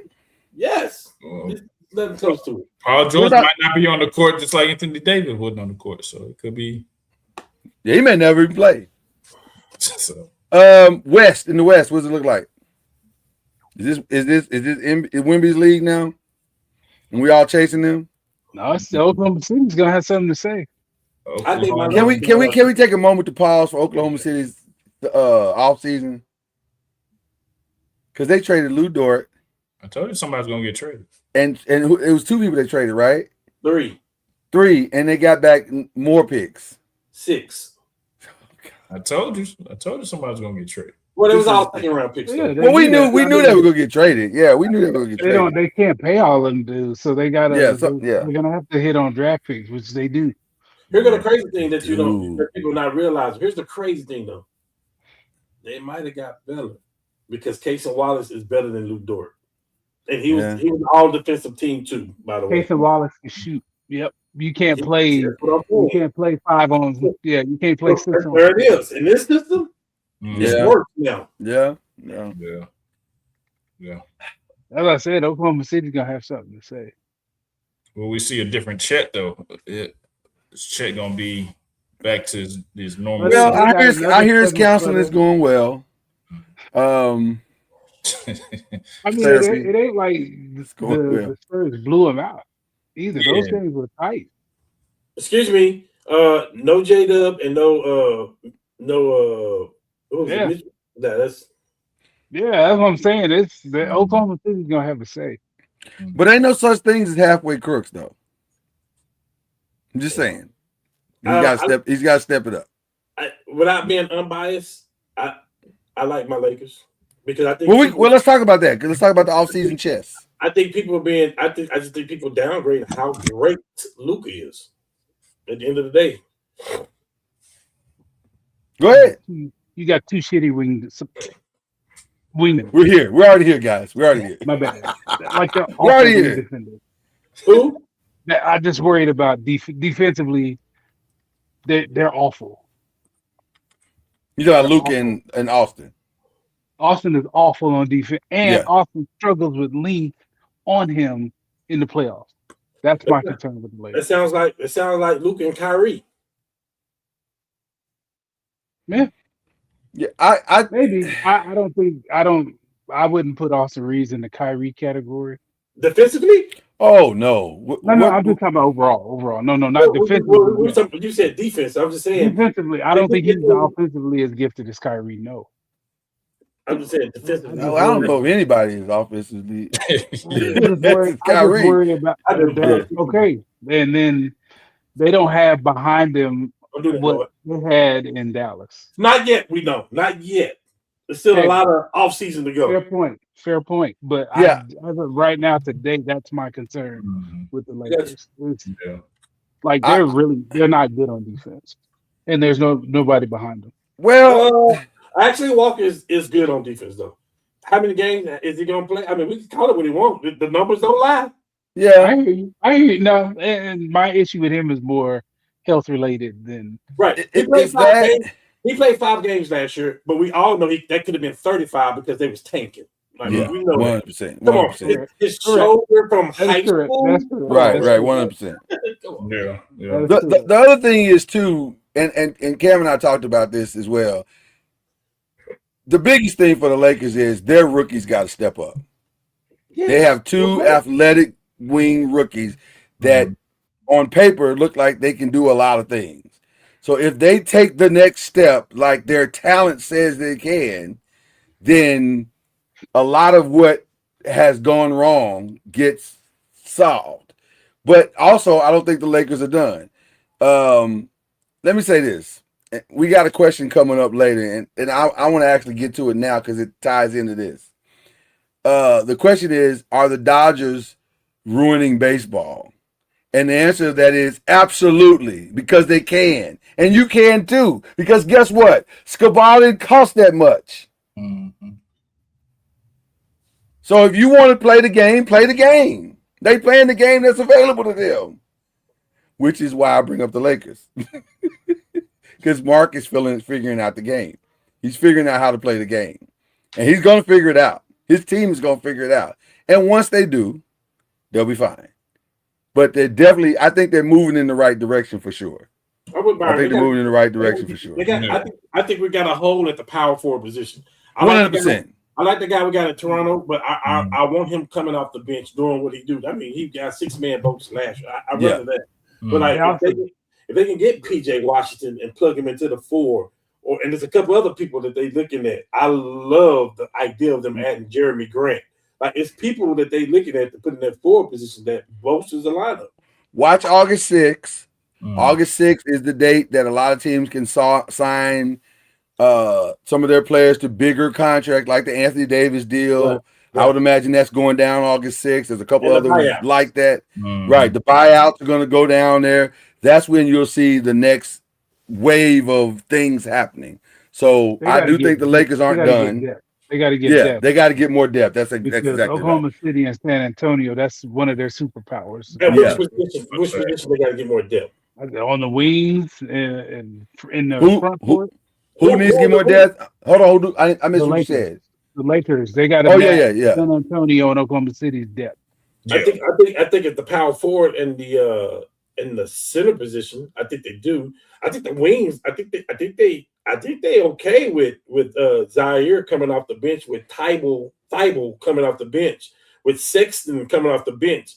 I would say Mumbilia, whatever his name is, coming off the all these people coming Do off you the think bench they can match up with San Antonio and Oklahoma City though? with their bench What they bring production? on? Yes. Yeah. With the bench production, yes. Now, you want to talk about starters and starters? At San Antonio, We're not there yet. If you want to talk about starters and starters, this was with LeBron. Mm. We ran San Antonio through the ring.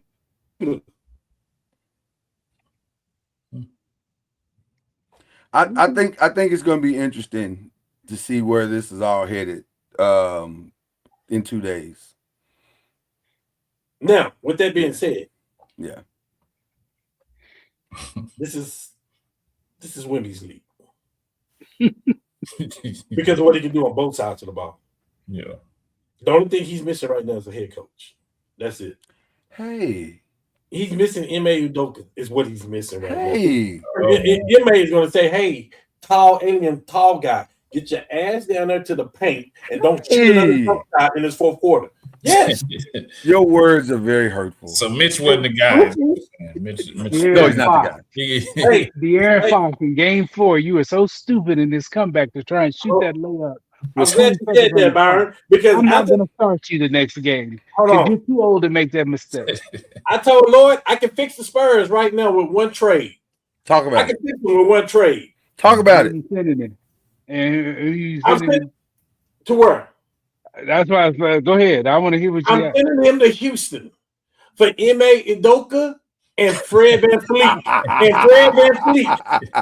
That would fix it. That would fix it. That would definitely fix it. Hey, your contract say you starting anyway because it should be Dylan Harper. I'm gonna send you over there. Matter of fact, I'm gonna do you a favor. I'm gonna send you home to Houston. That's where you from. Yeah. And I'm gonna get Udoka. I'm gonna get the coach. I'm gonna get VanVleet. And I'm telling you right now, Spurs unbeatable. And I don't think they have good strip clubs in San Antonio, so I think he'll be fine. I don't know. And the women still eating them churros, so he's good. You talking about getting what they needed in the draft. They went and got 2 bigs. Yeah. And then they added Tobias Harris. Yeah. See, Tobias Harris alone on the court is gonna say, hey, he gonna call timeout when they don't want to. Say, hey man, right? He's not gonna let. Yeah, he's not gonna do the stupid stuff. Yeah. 14, we just did 4 jump shots that we missed. Y'all, come on. Yeah, he's not gonna do the stupid stuff. That's all they was missing last year. Yep. They beat the Knicks. We can say Knicks had a great whatever that is. They beat the Knicks. They beat in 15 quarters for sure. You don't blow those games. You're veteran out there, man. There's other 4 that didn't go quite so well. I thought that's what Harrison Barnes was. I thought that's what he was supposed to be. Yeah. He ain't sniffed the court. He ain't sniffed the court.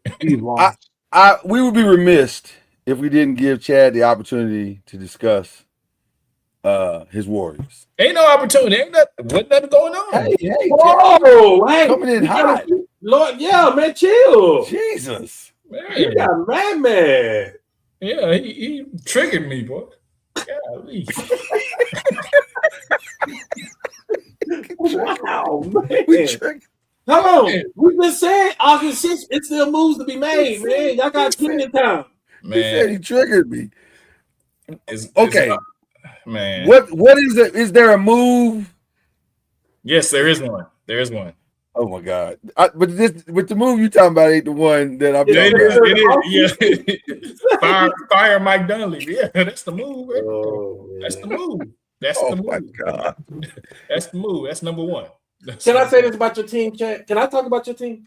Talk about them. Sure. Give them some hope. Go ahead, man. Let me just say this. Are you gonna give them hope, though? Or are you gonna? No, I'm already triggered, man. I'm already triggered. Don't do it. I'm not gonna trigger you, man. It's me. Feels like you're gonna trigger him. Feels like it. I want to give him some truth. That's the triggering part. When you came off the 10-year run that you had, this is the downfall of it, though. You had the contracts, you had all these players. This is the downfall. And inside that downfall, you try to rebuild a little bit to get back up there with your good players, right? I think the part that we messed up on, this is not about your GM. It's really not. It is. It really not. It's really not, Chad. It's really not. This is about when that fight happened, you went right when you should have went left. For me, with all due respect, Draymond, you can get the hell up out of here then. I'm going to keep Durant. I'm going to keep Steph Curry together. because that's gonna probably be the best duo in basketball for the next 6 years. They didn't choose that way because Draymond got his whole hand on the team. We grew together. We did all this together. This is us. Sorry, Durant is Kevin Durant. He's the guy that don't want to be in the limelight like that. But I'm the best player on the You're court. talking about that fight. That was the one that killed it. Right, that's what I'm saying. Like, I think they went right when they should have went left. That's what I'm saying. Just in my opinion, and I get why they did it. But can I give some truth too? Freaking Durant though, bro. Can I give some truth too? I believe it was the Prophet's voice to me and said, "How do I say goodbye to what we had? The good times that made us laugh, that faded away. I thought we'd get to see forever, but the ever is gone. Time to say goodbye to yesterday." You can leave the screen all you want to. You can leave the screen all you want to, but the truth is, he said goodbye. It's time to rebuild. It's time. It's time. You said you'll go wherever Curry's going. We'll call him and say where you want to go. Because it's time. We're not having this conversation if Durant never left her. I agree. But he did. We can't operate in the hypothetical. We got to operate in the truth, like you said. So the truth is, it's time. It's time. You got a great rebuilding piece, though. What the Prophet Sam Presti has given you the blueprint. Go get these picks. Go get whatever you can, and you could get a lot for Steph. You could probably get 4 or 5 number ones for Steph. You could probably get 1 or 2 for Draymond, maybe. I don't know. I'm wiping a You tear. got to hit on them picks too. That's now you got to hit. You definitely well, but he hit on. I think he hit on Yaxel though. I think he hit on Yaxel. I think he did. I think that's a solid pick. So if you can get some people like that, I think it's time to rebuild. I think you're the longer you let this go on, if you're not going to truly go all in, chips in the middle, Matthew Stafford Ram style, then let's move on. Let's just move on. Who was your GM? Mike Dunleavy. Before Dunleavy. The guy that pulled off LeBron James. And by the way, he's the one that didn't go get Giannis when Giannis wanted to go to Golden State too. Yeah, and by the way, shout out to Bob Myers. I was going to wait till later, but shout out to Bob Myers because Bob Myers did in 2 phone calls what Daryl Morey couldn't do in 5 years.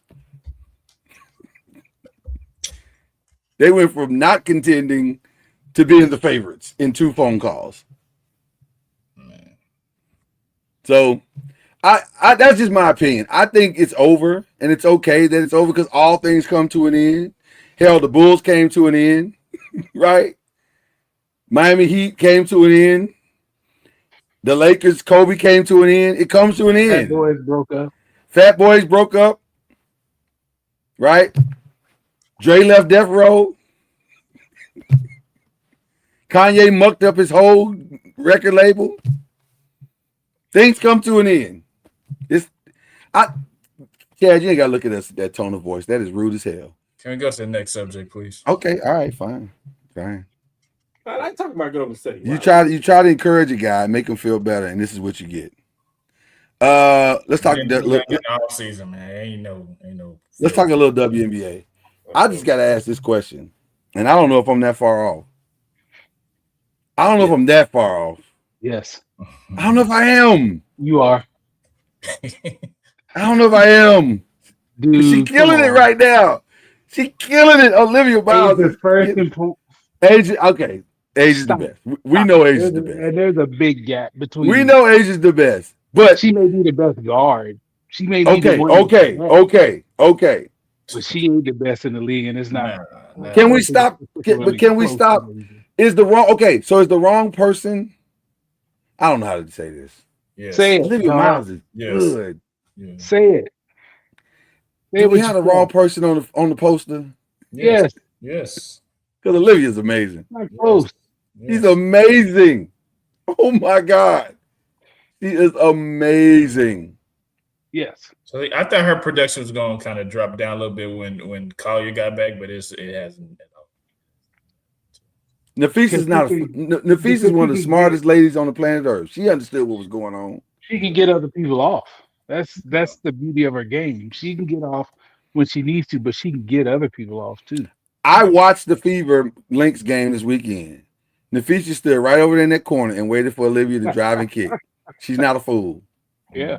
She said, why am I out here on these two bad ankles trying to run up here and score in every point when this girl can get 25 and get me 20? Yeah. And I can stand here and get 20. Yeah. Yes. She's definitely, but they definitely got the wrong person on the poster. It's not And by the way, shout out to Dallas who chose Love. And that's a choice. It is a choice. It's a choice. She's going to be a good player, but she's going to be a great player. Yeah. She ain't going to be this. No. She's not going to be this. I'm sorry. She's not going to be this. No. So there's that. Real talk though. Can the Aces they be stopped? The Lynx. Who's the most likely team to beat? Is it Minnesota? Are they the most likely team? I think so, yeah. I worry that they don't truly have a person that can stop Asia.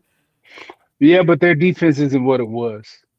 It isn't. It really has taken a hit. And then here's the other part. With all due respect to the GOAT, Chelsea, she's one of the greatest. Mm-hmm. She has no shot to stop Olivia Miles. I've watched it 3 times now. It is not pretty. No, that's the problem. Yeah, it has not been pretty. Their defense isn't good. And they don't have anybody that can come off the bench and slow her down. Like nobody. There's nobody that can stop her. So that's the X factor. So I don't know, man. No, it's not a. I don't think they're the favorite. Okay, who do you think is the favorite? I would say Minnesota right now. You would say Minnesota. Mm-hmm. It's hard to argue. It's hard to argue against it. They are really, really good. Yeah. They are really, really good. Our last WNBA question. This season to me has been convoluted is probably the best word, with a lot of stupidity. From the Caitlin Clark foolishness to the Sophie Cunningham foolishness to Cheryl Reeves making her comment. Is the scrutiny around the WNBA unfair? Or is the WNBA themselves their own worst enemy? Yes. I think this, she was, the Caitlyn thing she's hailed as the greatest thing without proving it. Yeah. Like, what is she? Oh, she's been wearing it. What did she won? She hadn't won anything. She didn't. Angel beat her in college. She hasn't won in the league. They actually played better when she left last year. She's not the best player on her team. Like, we can say what we want. I watched that game too. And Kelsey Mitchell was incredible. And in the fourth quarter, guess what they were doing on defense? You need to come sit down. Yeah. The best player in your league can't be subbed offense defense. Can't. That's not to say she's not great and all of that, but golly, she ain't what y'all think she is. So that's part of it too, that whole narrative. And then this also comes with a growing league that, people weren't really paying attention to now. And now everybody is. Yeah. And they don't really know the history of the game. They don't, it's too physical. Well, you ain't never watched it. Clearly. When people say that, I'm like, you clearly haven't watched the WNBA at all. Yeah. When Boomer Esiason said she should go overseas, I was like, you think that's better? Yeah. Yeah. I think that's where I was like, that's way worse over there. Yeah. I think that's where the thing happens, the overall growth, and everybody's watching it now. The more microscope it's under and more eyes are noticing different things. So I think that's where the media scrutiny is coming from. But I think, to your point, Chad, I think because there are so many eyes, and this is where I think Kathy Engelbert is a horrible commissioner, because there are more eyes than there ever have been. So that means we got to be more intentional than we've ever been. And the things that we do and the things that we say and the behavior that we display has to be better than what it's being. And the And stuff we're we killing allow. ourselves. Yeah, we're killing as a league. The WNBA is killing themselves because they can't. And I'm not talking about the physical play. That's not what I'm talking about. I'm talking about going on podcasts and saying stuff that there's no reason to say it. There's no reason to say it. You're media trained. You know how to get out of a question. Get out of the question. You don't have to answer that question. Stay out of that situation. Stay out of that conversation. And then if she makes that statement, you don't have to respond. You're taking the spotlight off of what really needs, where the spotlight really needs to be, which is on the play of these girls who are having a fantastic season. So now we got trans shirts and all. That's stupid. That's stupid. All from a player that don't average 10 points a game. Sophie Cunningham is not, I'm sorry, but that ain't worth the conversation. Yeah. With all due respect to her, it ain't worth the conversation. Let her think what she want to think. So what? And then Candace Parker gives her a PE that's sold in stores, but that's a whole nother. Say it again. Candace Parker, her PE is sold online in stores. Her player edition shoe. Yeah. All the people sign to Adidas. You pick her to give a shoe to. What are we doing? That was a miss. You gave it to Sophie? That was a miss. Really? She has her own PE online at adidas.com. Where is she at on average points in that team? I'm just out of curiosity. Something. I'm just out of pure curiosity. I would just like to know where she's at. The only reason people know her is because the Fever get those TV because of Caitlyn. That's the only reason. Because of what she says and stuff. She's not. It's not something that you need to be. Okay, here it is. She is. Hold on. Is she third on the team? Maybe. No, she should have. She's fourth. She's fourth. She's averaging 9 points a game. Oh God. Yeah, what are we talking about? And she got her own player edition shoes. Yeah, that's crazy. What are we doing? Yeah. Well, again, they're in territory they've never been before, so maybe that's why they did it. Like they're trying to, these are growing pains. These are the growing pains. It'd be if they had a real commitment. First of all, I think Kathy Engelbert is somewhat going to get fired at some point this season. I gotta believe they're going to fire her. I think so. And get somebody that's more capable of running the league and being more sensitive to the players and also understanding the culture and the nature of the growth that is taking place, because that's where we are. It has to be. You got to get somebody that knows what they're doing, and she clearly don't know what she's doing, and they don't respect her.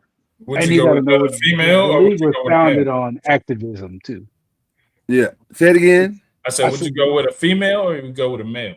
I would go whoever understood the assignment. I don't care if it's male or female. Go with somebody who understands the assignment of what's taking place in this moment. If it's not a female, probably, but at the same time, if they could find their version of an Adam Silver in female form, then okay. But if you can't, go with the person that understands where we are, what the growth is taking place, and can maximize that growth and understand how to build off of it. I just think they kind of blowing it right now, because this is it's too much noise. It's too much ridiculous noise, and it's noise coming from people that don't understand what they're watching in the first place. So the way to shut that up is to get them to focus back on the thing that's the most important, which is the game. That's all I'm saying. The game is good. It's really good. So, okay, let's get to the final five as Cam returns.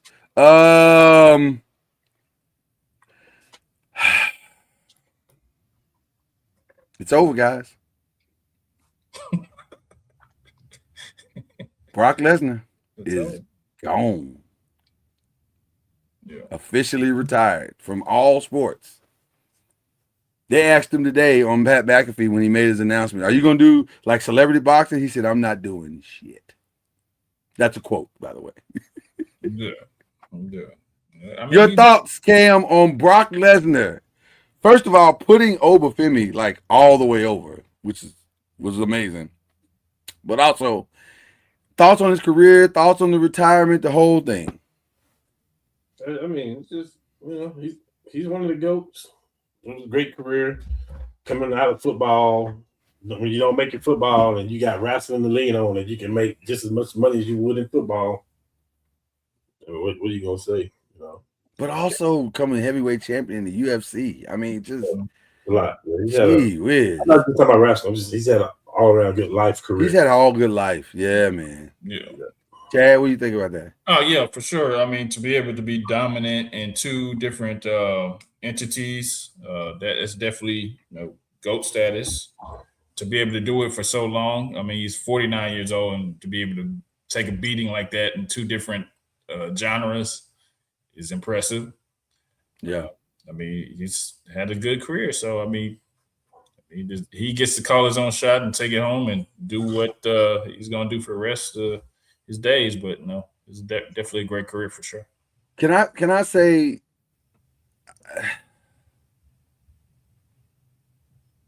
I heard reports that he was training with Oba personally from way before WrestleMania on through Backlash, on through to SummerSlam. That's how much he believed in this kid. And by the way, Oba got it. He got all of it. Anything that you're looking for, he got it. Mic game, skills, he got it. Yeah. But to get that stamp of approval from a Brock Lesnar and to be given the same gift that Brock got from Undertaker's 21-0, to be given that I beat you in a match that you never lost in. That, I mean, come on, man. You got to give it up to Brock. That was impressive. Yeah. That was impressive. That was very, very impressive. What do you think of the theory that I've had as far as Paul Heyman now managing Oba Femi? I think anything is possible, but I hope it doesn't happen because I don't think he needs it. I think Oba's doing just fine without it. I think it's way too early to turn him heel when probably the merchandising sales say keep it where it is. The crowds for sure say keep it where it is. I wouldn't touch that until he's had his first championship run, and let's see how that goes. And then if that starts to stale out, then maybe. But he's a star. He is a star. He's Trick, Javon, Lash, Jay to some degree. They're on fire right now. They are on fire. Stephanie Vicar, I mean, they're on fire right now. This new crop is on fire. Leave them alone and let them cook. Let them cook. They're doing great. Speaking of Stephanie Vicar and all the others, your thoughts on SummerSlam? Did you get a chance to watch, Cam? Yeah. Okay. Any thoughts about SummerSlam? Good, bad, indifferent? I mean, I love the bloodline story. Like I do too. Yeah. I'm loving it. I'm not 100% sure where it's going. By the way, I'm a little confused about what they're doing with Royce Keys. Because he took a whooping last night. And I was like, what's the point of that again? Because I don't know. Because he took a whooping from 5-2. Like, he was doing good, and then he wasn't. And then at the end, I was like, well, what was the point of building him up in this match? Because he was getting cheered and everything. And then it was like, 5-2 was like, nah. And I was like, now you got fake blood coming out of his mouth. And I'm like, I don't understand what's going on here. Like, what are we doing? It's building up to something we know, but what it is, I don't know. I don't know either. I'm a little confused by that. I like Chelsea getting the belt. That was cool. Yeah. Love Seth and Roman in the masterclass. That was crazy. They're just so good, man. Roman is just he's the GOAT. I'm pretty close. I told Chad, Cam, I'm pretty close to saying Roman is it for me. And I know the old heads don't like that, but they would have a hard time arguing against me. Yeah. He's so good. He's so good. Huh? He's so Rock-esque. Yeah, man. And he's a better wrestler than Rock, if we're being honest. He's a better wrestler. To a greater degree, yeah. Yeah, he's a better wrestler than Rock. So, okay. All right. Okay, we're all back down. I told you this was coming. It's coming. It's here. Are they ruining baseball? We talked about it a little bit. Are they ruining it? They're just playing for championships. That's how you play for championships. You bring the best baseball team out. Nah, the Yankees done it for years. No, they ain't ruining nothing. Yeah, you got to pay to play. That's what they say. So The bigger question is, does the majority of the public care? No. yeah. I'm going to say this, and this is look. And as I click over to ESPN, and the Cubs are beating the Dodgers right now, 5-1. Scabal is getting rocked, but his first game as a Dodger. The only reason I'm gonna say they're not is because I like it when the underdog beats I like it when David beats Goliath. I like it. I think it makes for more interesting sports. So if the Dodgers are super strong and then you, as your team, happen to go in and beat them, that makes for a much better story. So I like it when there's a target in a league that everybody's chasing. I like it when the Patriots are dominant and then the Giants beat them at 17-1. I like it when, you know what I'm saying, listen, as crazy as it was with the Warriors of 72 or 73-9, and then Cleveland beats them on the last second. That makes for a better story. So I don't know. I like a good story. I'm here for the story. So I don't know. Are they ruining the league? Maybe, but who cares? Who cares? So all right, let's get to the final stuff. What have we been watching this summer? A lot. I'm watching a lot. I have too. I'm watching a lot. I heard I need to start watching Lioness, so that might be the next one. So good. Oh my god, Lioness is good, bro. Okay, Lioness is very, very good.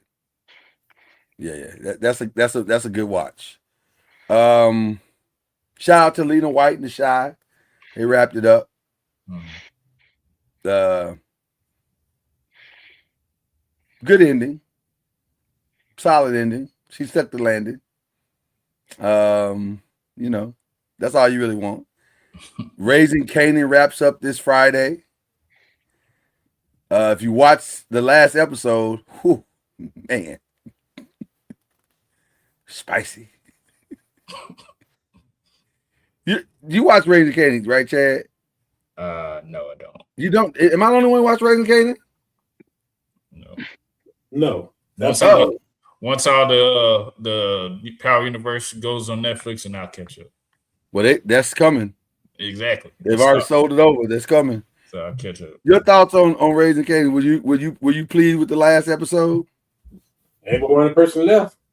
I know. My only thing is, how did they get cool again?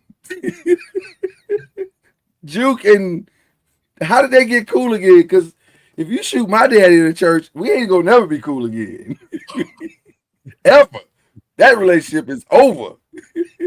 So I'm trying to figure out how we got the power and they cool again. And we may not get that in this. We may have to wait to Origins to get the answer to that. But you kill my daddy in a church? That's innocent. Right. But it was always still nasty though.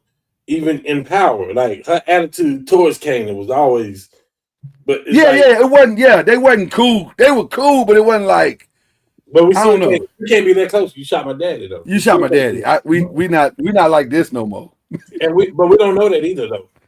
We don't know how this is gonna play out where Kanan is the one that's accused of shooting him, right? So that may be something that Juke will never know. Oh, you're right. She may never know. She may never know. Yeah. That was a good episode though. I have no idea how this is gonna end, by the way. No idea. There hasn't been one bad episode. Yeah, it's been really good. Really good. Anything else we watching? I've been watching them dragons. House of Dragon. I haven't Game of Thrones. I need to, but I have not. Okay. They wrap up this Friday. They wrap up this Sunday. I haven't. I need to watch it all, but I haven't watched it. They wrap up this Sunday, so that's been good. I've been watching I work at night, so I got time. I be working all through the night, so I got time. During the day, I have no time, but at night, I got time. I have it playing on the background. Everybody's like, "How you watching all these shows?" I have it playing on the background while I work. Yeah, I watched season 2 and 3 of Reasonable Doubt, which is a great show. Oh, Reasonable Doubt's very good. Yeah, Reasonable Doubt, and good cliffhanger on season 3. Real good, real solid. Can't wait to see it come back. Yeah. I watched Marshalls. I watched The Duttons. I watched Raising Canaan, and I just watched the entire thing of Shameless. Which who? Shameless. I've been flirting around with starting that because everybody that I've seen it says it's hilarious and it's wild and it's got a lot of good stuff. Yeah, it's wild. It's good though. Yeah. Okay. I seen that new Kevin Hart movie, 72 Hours. Awful. Yeah. Awful. Shame. Listen, I'm not gonna say what I said to my wife about what I felt about it because I can't say that here. But it's awful. I did not. I was like, Kevin, come on, you better than this, bro. Yeah, you better than this. This is not good. I mean, somebody pay me $20 million. I'm doing but listen, I get it. I get it. Yeah, I get it. I get why he did it.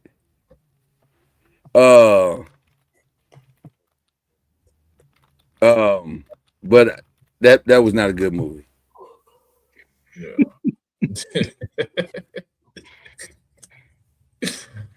I'm just saying. Like, come on, man. You better than that, Kevin.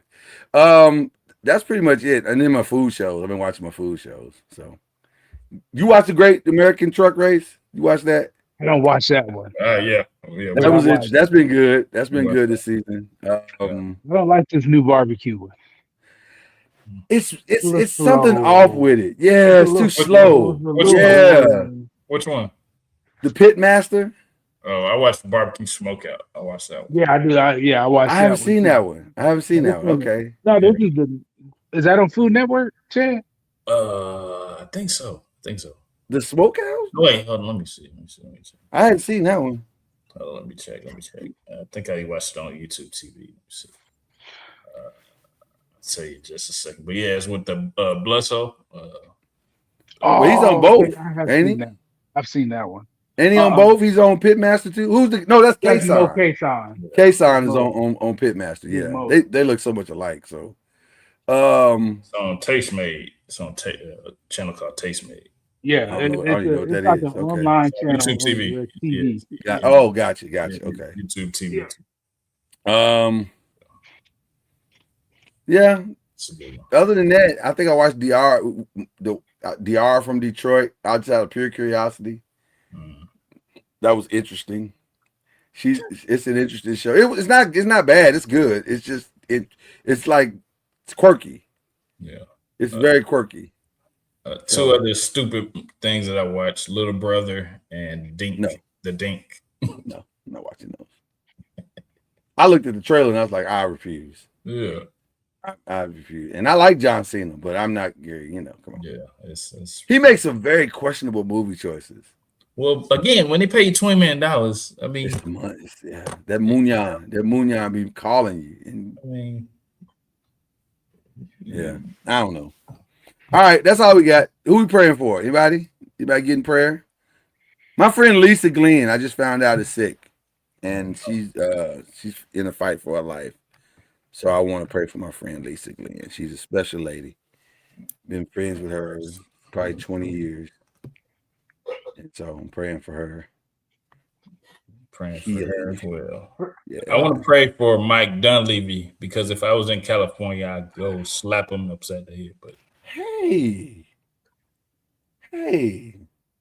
So I pray that I never make it to California and San Francisco. Wow, that is so yeah, I don't understand the violence. I don't get it at all. He signed Draymond and Gary Payton. What do you want from this guy? Jesus.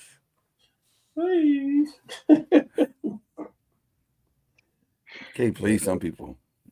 You just can't please some people. Is anybody else getting real prayer? Real prayer.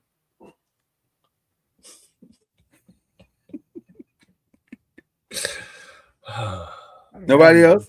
Okay. Praying for all the people on our teams to stay healthy all year. That'd be nice. That'd be nice. That would be nice. Okay.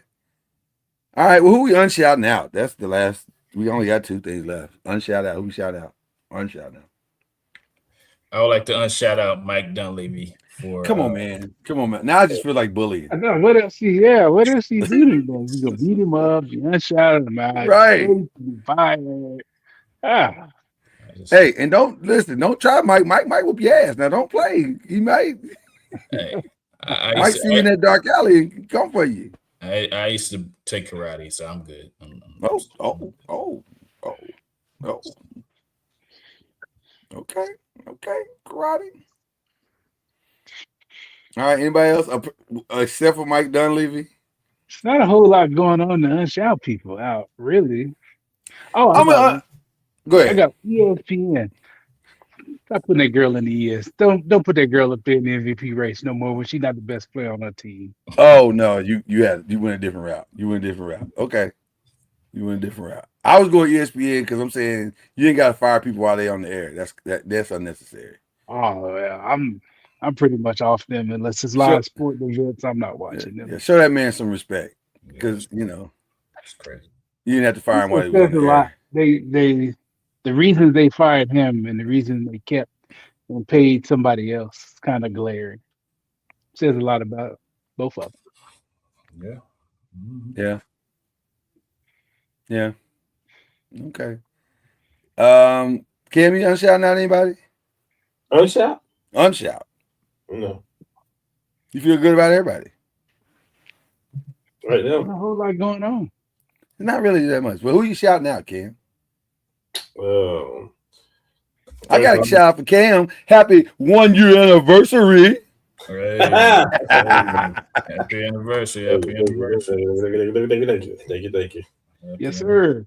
I'm shout out to the full circle comeback for Daniel Jones because we was balling out of control before he got hurt last year. At number 1 offense in the league, he was leading the league in passing. Jonathan Taylor leading the league in rushing. So I'm just glad that he's back healthy. Better get that contract right for a certain running back. Do I know? They better get that contract right. It's Indy. I have no doubt. So Anthony Richardson is not going to start? Is that what you're telling me? You better not. He's number 3 on the depth chart. You and Chad just chose violence today, didn't you? I'm just telling the truth. Like, he is. Riley. They got Riley. Okay. And then for me, shout out to LeBron for making the decision that you made because it would have been the easy thing to go some other places too, like really easy. Miami, Warriors. Golden State to play with your homeboy. Yeah. Homeboy. So you did what you had to do. I'm cool with it. Like I say, I don't have an issue with LeBron in this case of what he did. Like I think he had to make the exact right. He got a lot of stuff going on family wise that's at the end of his basketball career that he had to consider. I mean, like he's staying in New York, be going to Philly. Like it's crazy. Like so. When you say we should all be so wanted at 40 plus, man, I really never lied. Man. I will. And then I want to shout out to probably the hottest team in sports right now. Period. Listen. We could all joke, but there ain't no lies being told. 15-1. We was at the bottom of the barrel, brother. We was last place. Yeah. Come on, man. 15-1 is where they are right now. And I think we won tonight, like maybe 15-2. Oh, they won again tonight? Yeah. So they 16-1. No, it's different now. But they had like the best July that they've ever had. Yeah, it's crazy. It's crazy. Yeah. They won tonight 14-2. It ain't bragging if you back it up. Yeah. That's It ain't bragging if you back it up. I want to give a shout out to my little brother. He's putting up real numbers in these streets. Baby number 5 is on the way. Ooh. Yeah. Starting 5 with everyone. You giving this is a shout out or unshout out? Well, depends on you ask. Here's all you ask. My grandmother said, and this is funny. Only reason I'm sharing this was funny because she said, when I told her the news, she said, I thought you told me he was getting it together. I said, he is getting it together. He said, what are you trying to have a baby for every name in the Bible? Hey, kids are a blessing from God. I'm all for it. Yeah. Kids are a blessing from God. I'm all for it. It's a blessing from God. I'm all for it. And clearly they like blessings from God. That's what I'm trying to tell you. They are all in on blessings from God. So, you know, listen. I'm the uncle. I get to send them home. So it's all good. That's great. It's all good. So shout out to my little brother, man. Shout out to the little brother. And I guess that's all I got, man. Glad to be back. Yeah. Glad to be back. Glad to be back. Hopefully this is going to be an exciting year for us. I'm sure it will be. I didn't do my shout out. That's right. Neither. Oh, you just forgot about us. Yeah. Well, you know what? Chad, you've been so negative tonight. I think you just kind of. I got a positive shout out. Do you really? Because I do. I don't know. I do. Go ahead. We'll Byron. say the best for last. I'll let Byron. I'm gonna shout out the idiots in the SEC who voted Oklahoma 7th in the SEC, and the coaches picked them 9th in the country. I appreciate y'all for that bulletin board material. Put that battery pack in our back. We got something for y'all. What? You should see the picture of John Mateer. Like, hold on. Wait a minute. Before we get to John Mateer, I want to make sure I heard what I heard correct. You heard the what you SEC voted them 9th. 7th in the conference. 7th in the conference. But the coaches poll, the national coaches poll. So are they saying that all 7 teams ahead of them are also 1 through 7 in the league? In the no. And I just from what I've heard coming out of there. Well, somebody's gonna be wrong. Yeah. And it's gonna be the folks in the SEC poll. From what everything I've heard from people that are not biased toward SEC football, thinking it's the greatest thing since sliced bread. Yeah. We don't have a bad schedule. No. You got to get through 3 games. Georgia, Texas. And what? You got South Carolina or Michigan? Michigan. Yeah. We went 2 of 3 of those. You right there. It's hell to pay for everybody. Yeah, you're right there. You're right there. The physicality on offense, I heard, is night and day different. But appreciate y'all. For giving us that extra push. Listen, sometimes that's all you need is a little doubt. And I agree with Cam. If you saw Mateer, whoa. Is he bigger? Is he getting bigger? He's jacked. Is he Cam Newton big? He is. Yeah. He's just shorter, but yeah, he's jacked like that. His legs are already big, but his upper body is ridiculous. I like that. I like when he's a quarterback, so that's good. Yeah. Maybe his middle name. Maybe change his middle name to Mike Jones. Just saying. Back then they didn't want him. Now he's thick. They all on him. Oh, we wanted him. Not y'all. We just didn't want him in Texas. Anyway, we'll talk about college later. We got some time. It's been on that, Cam. Hey, it's been great. It's been awesome. We glad to be back. I hope y'all. Hold on, man. Because we don't want to hear about Bob Myers no more. All right, go ahead. It's a shout out. It's gonna be positive. Okay, go ahead. Shout out. I would like to shout myself out. As of this Friday, it'll be 2 years since I was in ICU for 2 weeks. Yeah. So definitely doing better, and better right. than I was 2 years ago. It was touch and go. It was not pretty. Yeah. Wow. So definitely. It was not pretty. I agree. That was a good shout out. See, I will give you credit for that one. I was concerned, Chad. You've been very negative today. Hey, we've tried to encourage you, and you have been very negative. With negativity comes positivity. So yeah. By the way, shout out to Bob Myers, who fixed his team with 2 phone calls. Held us out to dry. Let us out to dry. He didn't do nothing. Y'all didn't want him. Now he hot. You all on him. See what I did there? See how, it's called a full circle moment, Chad. You're triggering me again. You're triggering me again. Well, let's go before we trigger you all the way. God bless you and good night.